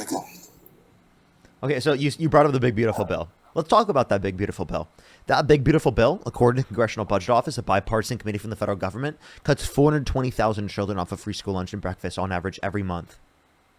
2.5 million people on average every month off their food stamps. Over 10 million people off their health insurance. Adds $3.4 trillion to the debt. Gives massive tax breaks to millionaires and billionaires. And that's the policy you're saying is great? That's the only policy you could mention of Trump's? Well, we're stopping the funding of it, right? So, like, it's not like all the worst parts that you just mentioned are not being enacted, right? They are going to be. What do you mean No, they're stopping not. the funding for it? What are you talking about? I mean, we have a divided Congress who's not supporting that bill, right? They're going to support Medicare, Medicaid, and all the healthcare shit, right? Fair? No. Yeah, they are. What are you talking about, dude? No, the big beautiful bill was enacted, and this is going to happen. Okay, but we have politicians in office right now who are preventing the Medicare, Medicaid cuts. Is that Democrats are trying to prevent further Medicaid, and Affordable Care Act cuts. Okay, Republicans are trying to cut even more. The big beautiful bill has already been passed. It's already cut, right? Or it's going to cut by that time. So the cuts are still happening, right? Because it takes time. There's like specific time periods that it has within the bill. Like I'm pretty sure some of the cuts are meant to happen in 2027, 2028, near the end of his administration. Yeah, but the whole point of this whole funding pause, right, is to ensure that it is funded, right? The pause right now specifically, the reason why the government is shut down is because Republicans don't want to vote for the extra policies to fund the ACA and Medicaid, right, that already have been put in place. So you're saying they're trying to cut it further than the big what it beautiful is. bill, yeah. And Democrats are not willing to do that, right? So, but they are willing to specifically vote for the policy, given it is the case that it doesn't cut people off of this to the extent, because it's going to increase their health insurance premiums. I mean, health insurance premiums are going up next year, no matter what, right? But it'll go up to a greater extent because of Trump. And it already has gone up. Like we would have a policy specifically to address this and address the rising healthcare costs through the context of the Democratic Party. Trump had concepts of a plan to address healthcare. But it's already going up, cutting people off of their healthcare. It's going up 200% next year, right? Is that fair? It's going up what? 200%. I think I was saying it was 75, around 75% specifically. Oh, okay, so that's less than what I thought. But okay, well, yeah, man, I don't agree with that. I'm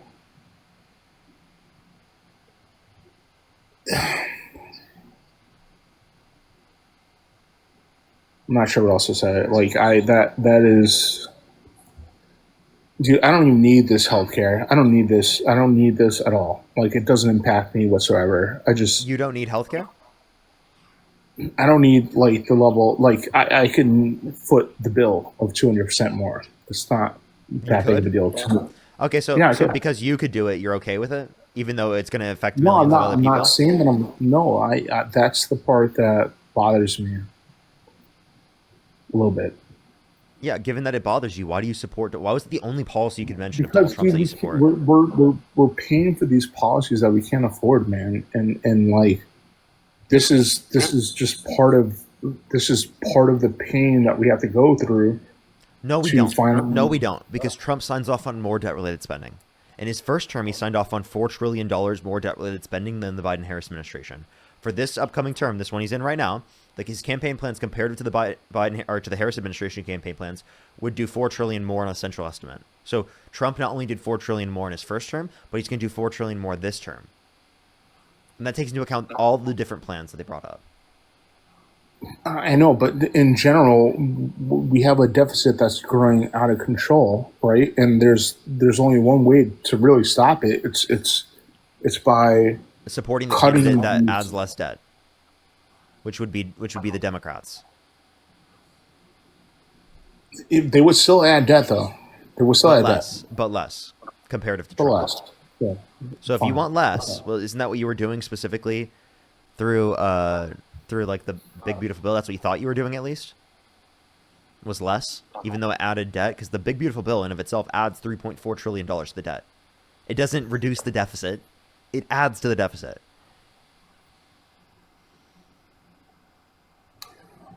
All right, man, you're making a decent point. Okay, I see I see what you're saying. I hear you, and I guess it's just factual what you said. So I guess I'm forced to agree with you. For sure. And yeah. Well, Yeah, this guy is not bright. So according to budgetthehouse.gov, Biden added 11.6 trillion to the deficit. If you want to talk about the deficit. Well, you just cited a Republican partisan source. I cited a bipartisan Congressional Budget Office and Committee for Responsible Federal Budget. And also, you're talking about debts incurred under the administration. A lot of those debts incurred under the Biden-Harris administration, that was specifically because of the debt signed into law because of the Trump administration. Right. So I did can you do name your you. research? Did you find out that you were wrong? Yeah, and yeah, even if I don't support Trump, it wouldn't mean I'm not going to stop being a Republican because we still have better policies. So We you care agree you about don't support citizens Trump over anymore? illegals. You agree that you care about you don't support Trump anymore, right? No, I still support him, but even if I didn't, I would still continue to So be a you looked up all the Republican. things that I brought up, right? Yeah, Like the fact that yeah. he bragged about walking to the changing rooms of naked women while they were Yeah, but changing. if you heard what he said, you know, the media tends to take it out of context. And yes, I saw different videos, and he said the key word here is if she wasn't my daughter.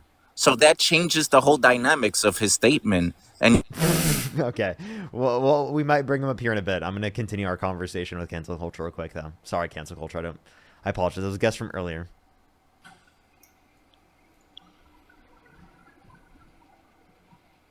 Is there anything else you'd like to talk about or add or go over? Yeah, I think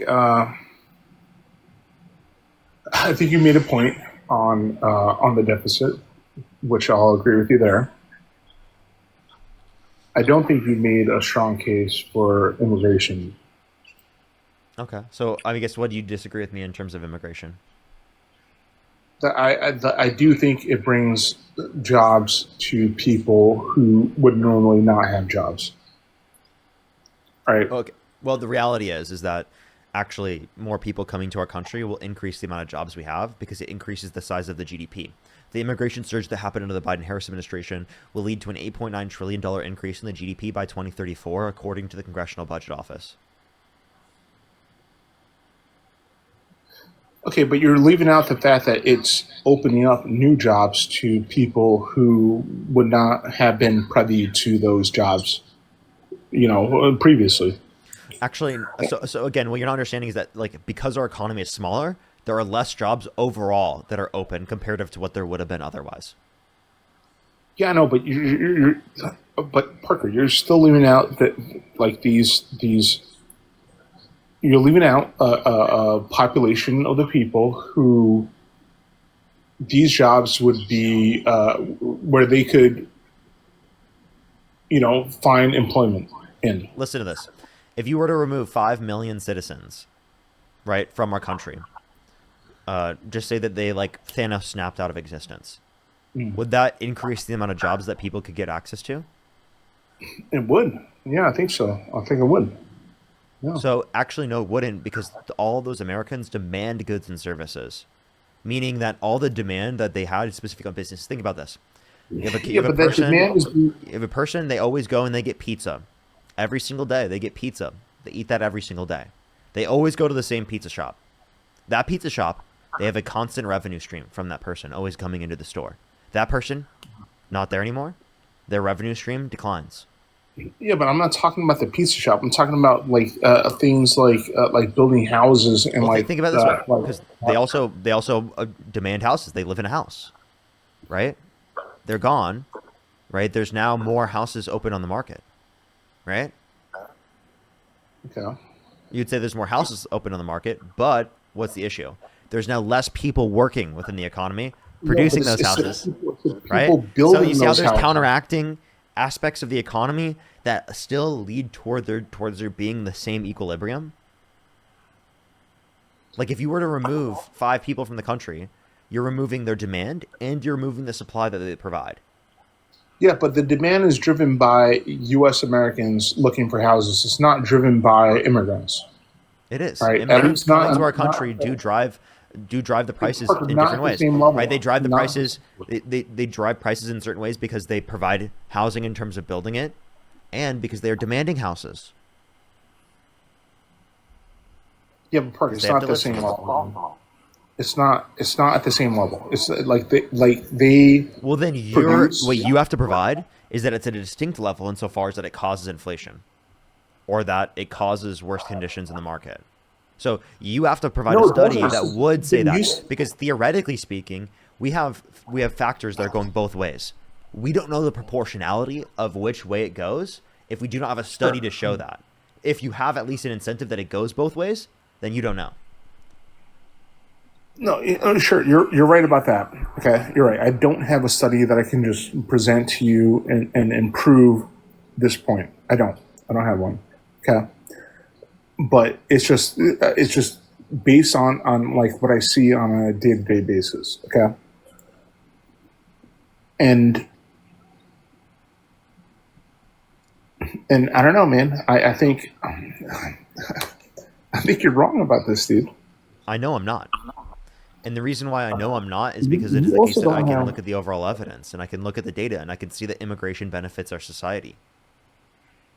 No, I agree with you that they benefit us on a general level. Okay, I agree with you there. Okay, but what I'm saying is that we have a population who of unskilled laborers who don't have a job, right? And they can be employed by these type of roles. Like they can easily enter the workforce. If they don't have a job right now, it's because of the fact that the economy is doing so bad that the labor market is ass. That's the reality. Because actually, right now, the jobs report was so bad that Trump fired the head of the Bureau of Labor Statistics because he claimed the information coming out of the Bureau of Labor Statistics was politically biased information. Another fair point. Okay, I'll give you that as well. Okay, I agree with you there. But like, dude, at some level, you have to agree that like, dude, we have a whole population of unskilled labor force that we have to create jobs for.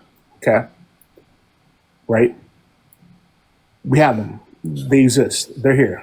Okay. Yeah, so when there's lower domestic manufacturing investment in this country, that reduces the amount of jobs that they can have access to. When we have lower real GDP growth, that reduces the amount of jobs that they can have access to. When we have higher inflation, that reduces the amount of jobs that they can have access to. When we have higher unemployment rate, that reduces the amount of jobs I'm not they'll have saying access to. manufacturing is the only low skill labor job. Okay, it's one of them. It's not the only one. Okay, there's other things like landscaping, for example. Right, that's one. Right. You're just telling me different types of fields that people work in. I'm not disputing people work in those fields. What I'm saying is that you don't have any good evidence indicating that more overall jobs will be open in any of these specific fields simply because of the deportations of undocumented immigrants. Parker, I just looked it up for you. I just showed you the evidence. I showed you that. I showed you that article. No, you didn't. You just told me how many undocumented immigrants were in those certain sectors. You are not telling me how many jobs would be there or not there, depending upon undocumented immigrants being in the country or not being in the country, because you're not taking into account the amount of demand specifically that they're providing for those goods and services. I don't think there's any other thing I could say to convince you at this point, and I don't feel any need to go through this continually because I don't think it's going to get to you. Like, I'm genuinely telling you what there's evidence for, and you're saying, I just don't feel like it. Like, and I guess I just don't know how to get past that. No, I'm looking at the figures that you're stating. I also just provided some figures that I found randomly. Okay. I hear what you're saying. And on a general level, for multiple topics that you have brought up, I agree with you. I just think that this is one of them that you're not right about. You know. Okay. Was there anything else you want to talk about, Arad? No, I think that's about it. Okay, for sure. Well, I appreciate you coming up, man. All right, man. Take it easy. Bye. Alrighty, let's go on to the next individual, everybody. We're probably going to do one more debate here for today, everybody. Probably going to do one more debate. Feisty, thank you so much for the $25 on Venmo. Thank you so much, Feisty. I really appreciate it. Leslie with the $50 on Venmo. Can we get some W's for Jennifer and Leslie in the comment section right now? Thank you so much. The Little Dog Shop, thank you so much for the $5. I really appreciate it. Thank you. Seriously. Thank you so much. I really appreciate it. Thank you. Can we get some W's for all of them in the comment section right now? Let me thank some people on YouTube as well, and then we're going to go on to the next person here real quick. Erotica, thank you so much for the $5. Thank you. I really appreciate it. Thank you. Ryan, thank you for the €2. Thank you. Jonna, thank you so much. I really appreciate the $20. Thank you so much, Ian. Thank you so much. I really appreciate it. Thank you. Maybe. He probably is, honestly, Jonna, to be honest. Allison, thank you for the $5. Thank you. Ryan, thank you for the £5. Thank you. Altheos, thank you so much for the $5. Thank you. I think I'm fully caught up on YouTube. If you want to support me, as always, Venmo, Cash App, PayPal, link tree in the bio, as well as the description of YouTube, as well as you can support me on YouTube Super Chat. If you're on the YouTube stream, make sure to hit that like button. Everyone hit that thumbs up. We have like 2,100 likes right now. Let's try to get to 3,000 before we end it for today, everyone. I would really, really, really appreciate that, everyone. Let's try to get to 3,000. Yo, what's up? How old are you? Hello? How old are you? 18. Do you support Donald Trump? Yes, sir, I do. Are you driving? No, sir. If you could go back in time and you could either vote for Donald Trump or Kamala Harris, who would you rather vote for? I would vote for Donald Trump. Okay. Why so? The main reason is I find myself, more in a middle party with a slight lean to the right. My lean to the right comes from just the simple fact that I make more money under the Trump administration, which obviously sounds selfish, but I'm gonna, put the priorities of myself and my family over, I don't know if that makes sense. Sure. I mean, do you make income over $400,000 in a year? Right now I'm making around 20 to 40K a month. Trump is very pro crypto. You don't make which enough. Then. Helps. I don't make enough for what? You don't make enough to be affected by the taxes very much. The only income that's going to be taxed at a higher rate is your income over 400K. So if you're making 20K a month, you're not making 400K in a year. You have to make at least 30K in a month, right, in order to be able to be near that, right? Specifically, it would be $1,000 in a day. $1,000 in a day would be $365 across the entire year, right? So you're still not even making the 400K there. And again, only your income over 400K. So if you made 450,000, only 50,000 of that is taxed at a slightly higher percentage. Okay, well, the first month Trump was in office, I cleared over 70K that month. He's so pro crypto, and not to mention the amount of money made off of the Trump and Melania coins that were released. Wait, dude, you're making money off of what's it called? Capital gains, then, right?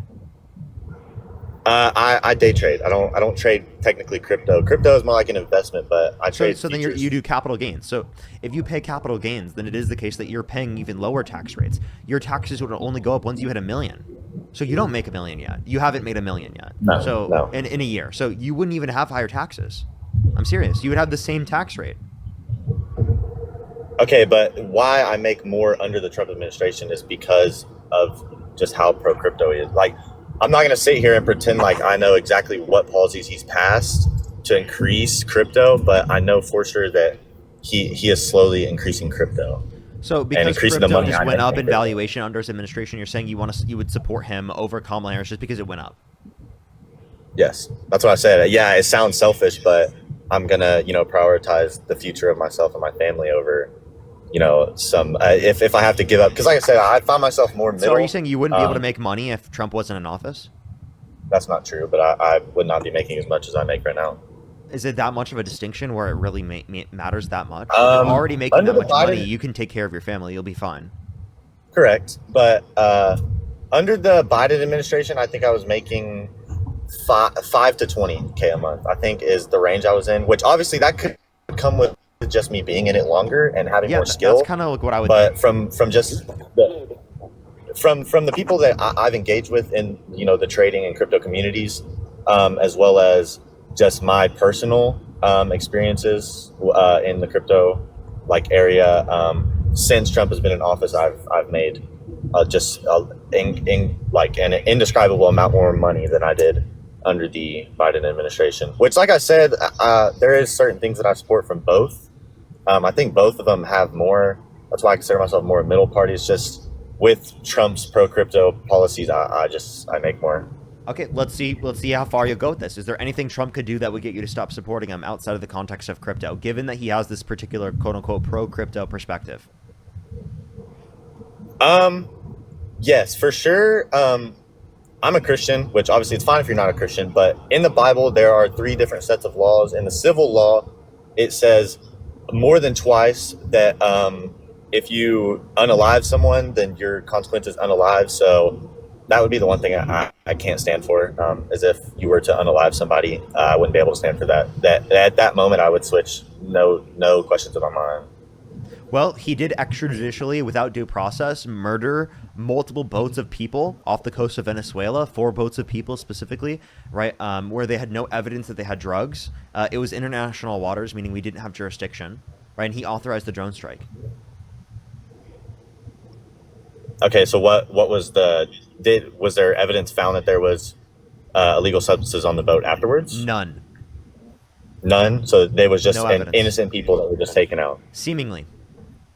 And they claim they're not innocent. They claim that they were like trying to move drugs. But like the idea is that even if they were, you have to wait until they get into the U.S. jurisdiction, and they don't deserve the death penalty, right? I agree. Like if they had DRUGS, you specifically like if it was F drug or something, right? In that scenario, you arrest them once they get into U.S. waters. You don't drone strike them. To me, that sounds like they're trying to cover up an operation where they literally murdered fishermen. Okay, yeah, that is not something that I can agree with. I had not heard about that, but I don't. That's another thing is that, like with the whole death penalty, I don't like. Obviously, people who commit certain crimes, such as rape, should be punished. I don't agree with the death penalty for them, just because, as I said in the Bible, it just says the only time unaliving is permitted is if somebody has committed that act against someone else. But I did not know that this had happened under the Trump administration. Yeah, so it seems like you would not support him because of that, right? Yeah, yes, it would seem that way. Okay, things might go differently next election for me. Okay, for sure. Well, if you come around that election time, maybe stop in. I'll probably be doing why do you support JD Vance? It's probably going to be the candidate lives, but yes, sir. Hopefully you won't support him. But yeah, no, at least we got you not to support Donald Trump because of that. Because one thing I would say with JD Vance is that he supports those killings. Yes, sir. Yeah, for sure. Definitely. Thank you for the increased education. Appreciate you letting me out. Appreciate you coming up. Thank you so much, man. Of course. You too. Alrighty. Let's go on to the next individual. Only send a guest request if you meet that set of criteria listed on the TikTok screen. Dean still isn't live today. Let me actually text him and be like, yo, when are you going live?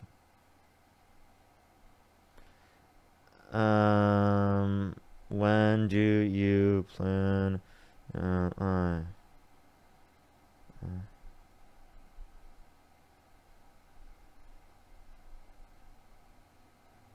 Alrighty. He fell asleep, maybe. If you're on YouTube, hit that thumbs up. Everyone's trying to get to 3,000 likes. If you're on TikTok, tap that screen. It'll help get out to more people. If you want to support me, as always, again, Venmo, Cash App, PayPal, link tree in the bio, as well as the description of the YouTube. As well as you can support me over YouTube Super Chat. Dean's responding real quick. Oh, he's waiting for me to wrap up? Oh, Dean, I can get off. I'm already 4 hours. Yeah, you can get on. I'm near 5. I was honestly waiting for you.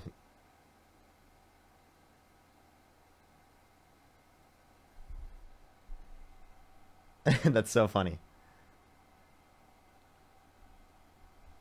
Alrighty. Maybe I'll join up Dean's stream for a little bit. He said he'll be ready soon. He'll let me know. It shouldn't be long, he said. What's up? How old are you? Hey, I'm 28. Do you support Donald Trump? I do, yeah. Okay. And if you could go back in time and you could either vote for Donald Trump or Kamala Harris, who would you rather vote for? Donald Trump. And why is that?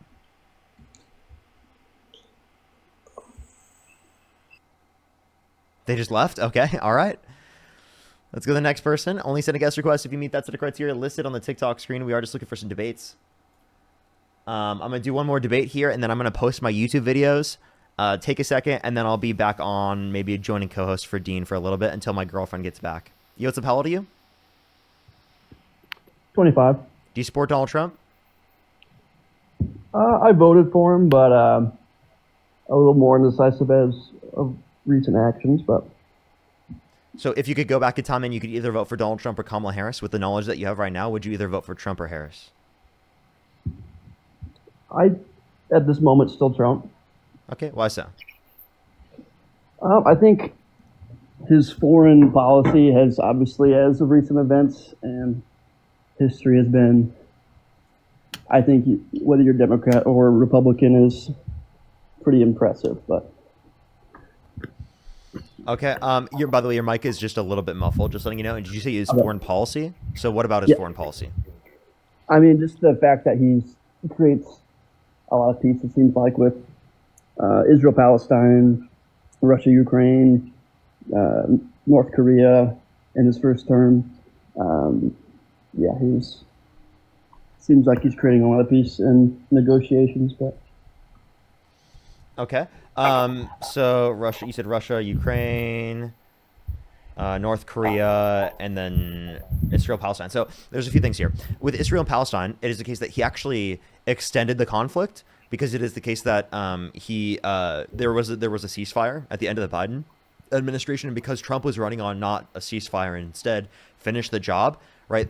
Israel pulled out, right, and they continued their onslaught, right, and then specifically now that they realize that they aren't really getting anywhere, essentially the idea is that they have now come to the table specifically for a ceasefire.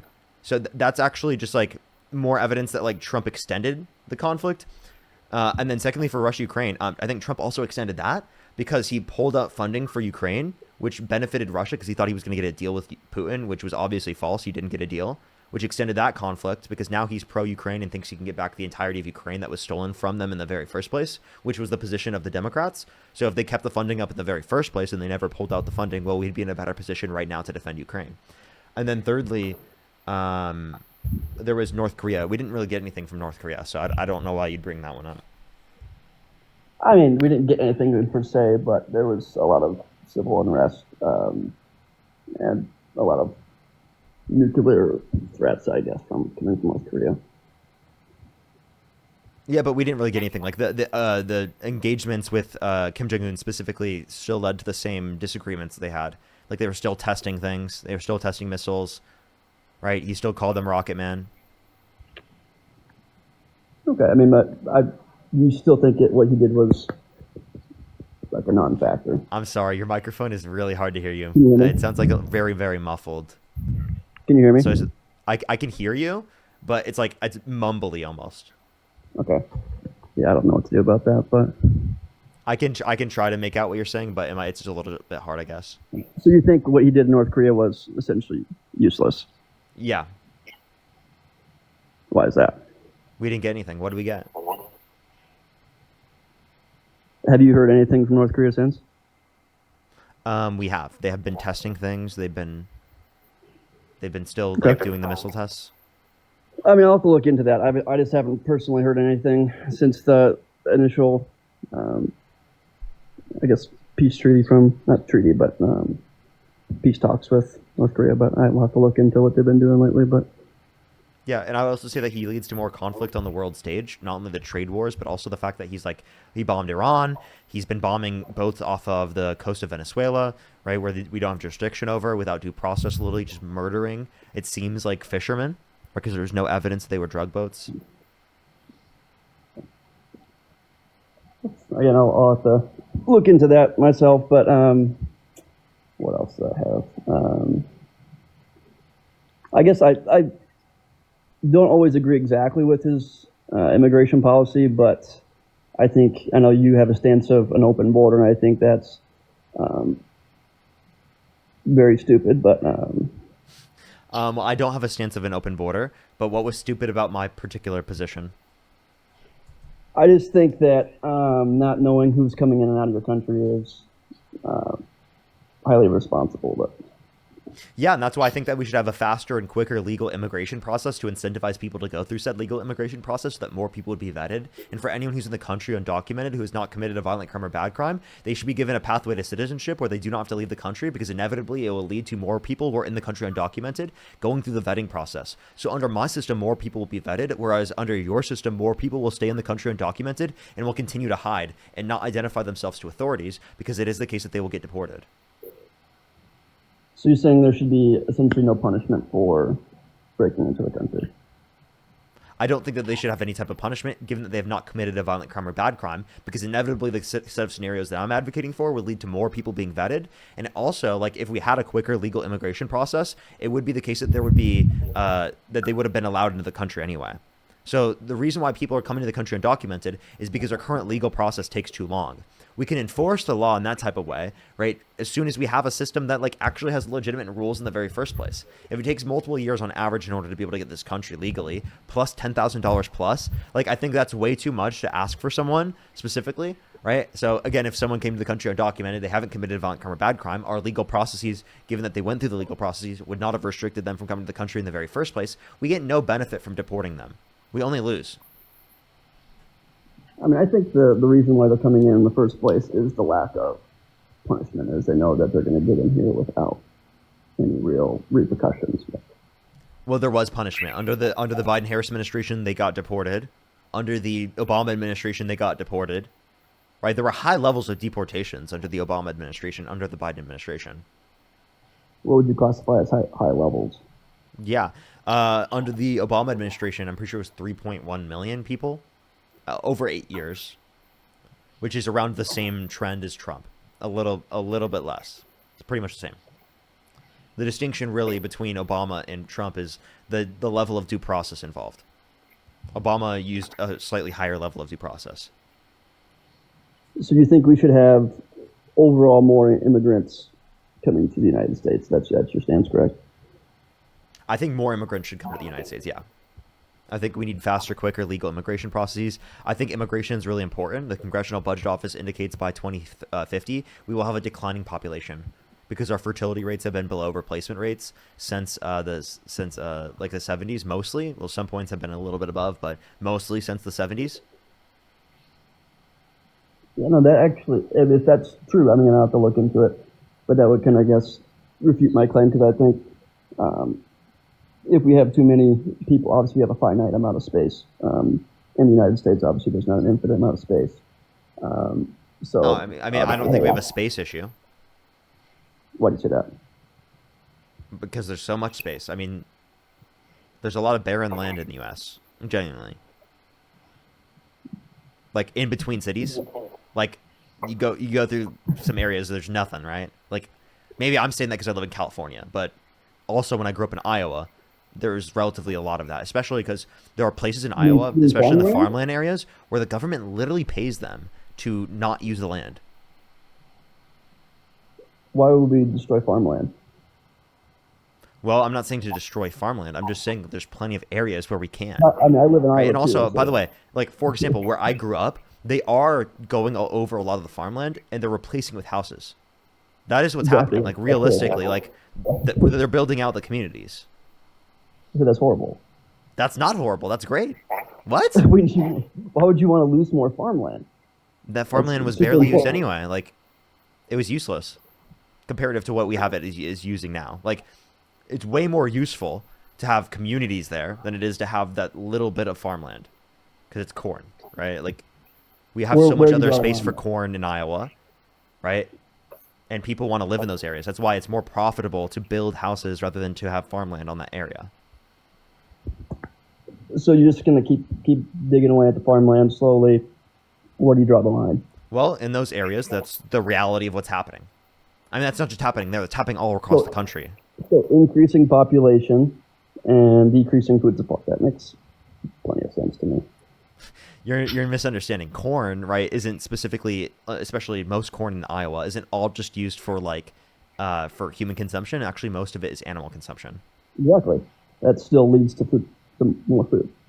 I'm not disputing that, right? But the small level of increase in supply of corn is not enough to justify the specific amount of money that you would lose in terms of opportunity cost to use that land for like either businesses or houses. Now, in terms of specifically like doing farmland, we still have enough space for farmland. I'm just telling you, this is what's happening. I'm aware it's happening. I live in Iowa as well.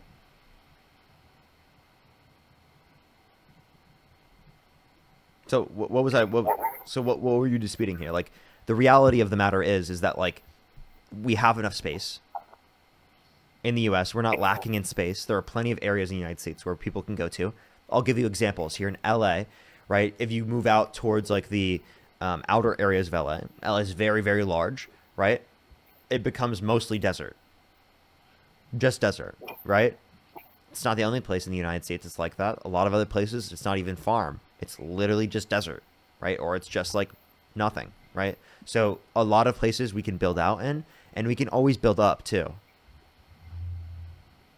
We could, but that would I take a lot actually of. think that's something that we need to do. We need to build up, I agree. especially I in agree. cities. Like in order to increase the housing supply, the only logical way to increase the housing supply is to build up to some degree. But I mean, with single family homes, you can only go so far, right? We obviously do need more single family homes as well, but we also need more like renting places people can go to. People, you know, you have like townhomes. We need more stuff in places where people want to live, right? And that can take into account more people in a smaller amount of area, which oftentimes means you go up.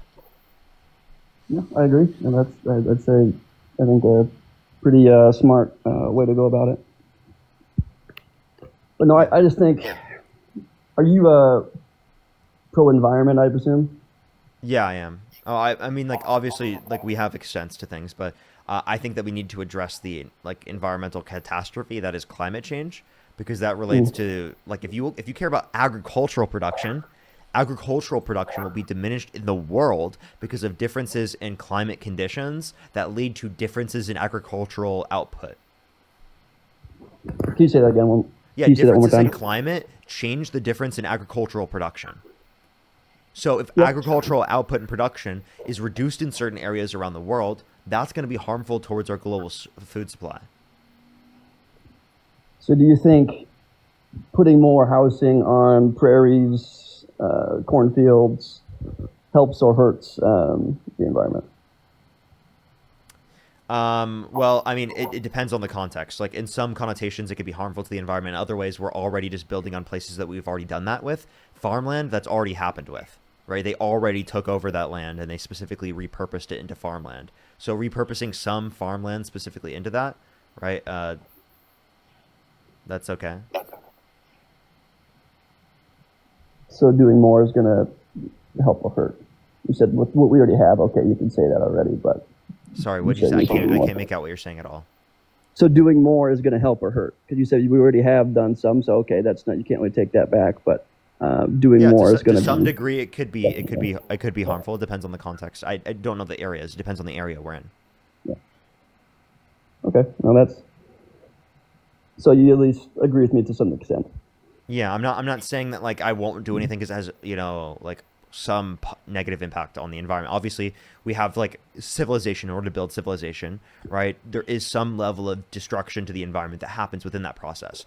I'm just talking about finding more regenerative ways, better ways, right, more restorative ways, right, specifically to engage in that, right, which would require regulation and other things like that. I'm not saying that we don't engage in civilization. Yeah. Okay. What else? Out of curiosity, I don't know whether you can disclose this or not, but what part of Iowa were you from? QC. Okay. Yeah. That's nice. Did you grow up there? Yeah, I grew up there. I live in LA now. Nice. And I'm from rural north central Iowa, so originally, but I'm in the Des Moines area now. Yeah, I'm very familiar with rural Iowa. Like one thing I would say about especially rural Iowa is there's a lot of people moving out. Oh yeah, right. I go back to the town my dad grew up in, and it almost seems barren, right? There's so many less people there, right? The school systems aren't as full as they used to, even when my parents were kids, you know, and that is showing that like we can have people move into the communities that exist in the United States that already exist, that have now become barren to a greater extent because it is the case that people are moving into the larger cities. Yeah, I agree. Yeah, so I mean, I'm more moderate than anything. I've always been pretty moderate, but yeah, I guess I've leaned right as of lately. But yeah, I mean, I understand being moderate. I would say that like if someone's moderate, they should be against Trump. I think Trump is extremely extreme. Like he's overwhelmingly extreme. He incited a violent insurrection at the Capitol, right? Pardoned the violent rioters who beat police officers and called them patriots. He called for the termination of all rules, regulations, and articles, even those found in the Constitution. He was held civilly liable of sexual abuse. His big, beautiful bill cuts 420,000 children off of free school lunch and breakfast on average every month. Adds $3.4 trillion to the debt. Cuts 2.5 million people off their free school, off of food stamps on average every month, and over 10 million people off their health insurance. I mean, these policies don't seem very moderate. These policies seem vastly extreme to me. He's also... Go ahead. And I think part of, I speak for myself, but a reason why people voted for Trump was partially because of his extremism. Because I think it seems like not a whole lot's been getting done in the government. It seems like over the past, even his first term, where there's just a lot of small changes. But I think part of the reasons why people voted for him in the first place was he has at least the balls to pull the trigger and make some changes, whether that's good or bad. Obviously, he's done some good and some bad, but I think that's part of the reason why people wanted him in the first place. But well, then why doesn't he do that with the Epstein files? Why didn't he do that with repealing and replacing the ACA, draining the swamp, rebuilding the wall? I can keep going. Like, there's so many things he didn't do this with. He's selective with what he does that for. And it seems like right now he cares more not about reducing crime, but really about seeing the extents in which he can take his authority and power. Because, for example, with the National Guard, he's sending the National Guard to areas he knows he can't. The governor has not consented to it, and he can't send them there. If he wants to address high violent crime areas, he can go to a bunch of the red states that have high violent crime areas, and he would be able to go there because he has consent from the governor. But he's deciding to go to areas in which he does not have the consent for. Why? Why is he choosing to do that, knowing that there's going to be some type of constitutional problem when he does it? He's trying to see the extent in which his authority can take him. He's trying to see what he can get away with. Yeah, no, and that's kind of, again, I mentioned it when I first joined, is why I'm a little more hesitant toward supporting of Trump as of late with some of the, again, recent events. But I guess, yeah, I agree with most of my stances on immigration, but I think he hasn't been giving people due process, which again has kind of swayed me a little bit on his immigration policy. But yeah, all right. Well, is there anything else you want to talk about or add before I get off for today? I don't think so. No? Okay. All right. Well, I appreciate you coming up, man. Yeah, good talking with you. Good talking to you as well. All right, everyone, I'm going to say thank you to some people, and then I'm going to get off for today. Everyone, thank you, everyone, for coming through today. Tilo, thank you so much for the $5. I really appreciate it. Thank you. Cecilia, thank you so much for the $5. Thank you. And Kelly with the $50 on Cash App. Thank you so much, Kelly. I really appreciate it. Give some W's for Kelly in the comment section right now. Thank you for the $50. Thank you so much, Kelly. As well as let me catch up on YouTube real quick. By the way, everyone, I would really recommend, or actually, Dean's going to be on in 3 minutes, everyone. Just letting everyone know. He said 3 minutes, if not less. So don't worry, everyone. Dean's just about to hop on. I would recommend following me here on TikTok because I'm on my second account right now. I'm going to be here for the next week because I got banned here on my main account, which is fucking insane and ridiculous. CK, thank you for the you're amazing. Absolutely ridiculous. So we're going to be here for the next week on TikTok. I would also recommend to go on to my YouTube, Parker Get a Job. That's honestly the best place to see me because I don't get banned there as much. Ryan, thank you for the €2. Erotica, thank you so much for the $5. Manny, thank you for the $2. And Fumblin, thank you so much for the $5. Thank you so much, CK. I really appreciate the fireworks. Thank you. All right, everyone, I'm going to get off right now. I will see everyone tomorrow. I will probably be on later in the day. Probably starting around like 5 p.m. Pacific time, whenever Dean is going to get off tomorrow. But I'll see everyone later. I might join Dean's Live for some co-hosts later on here for a little bit before my girlfriend gets back. But I'm going to post some YouTube videos right now. I'll see everyone later. Good night, everyone. Or good day, everyone.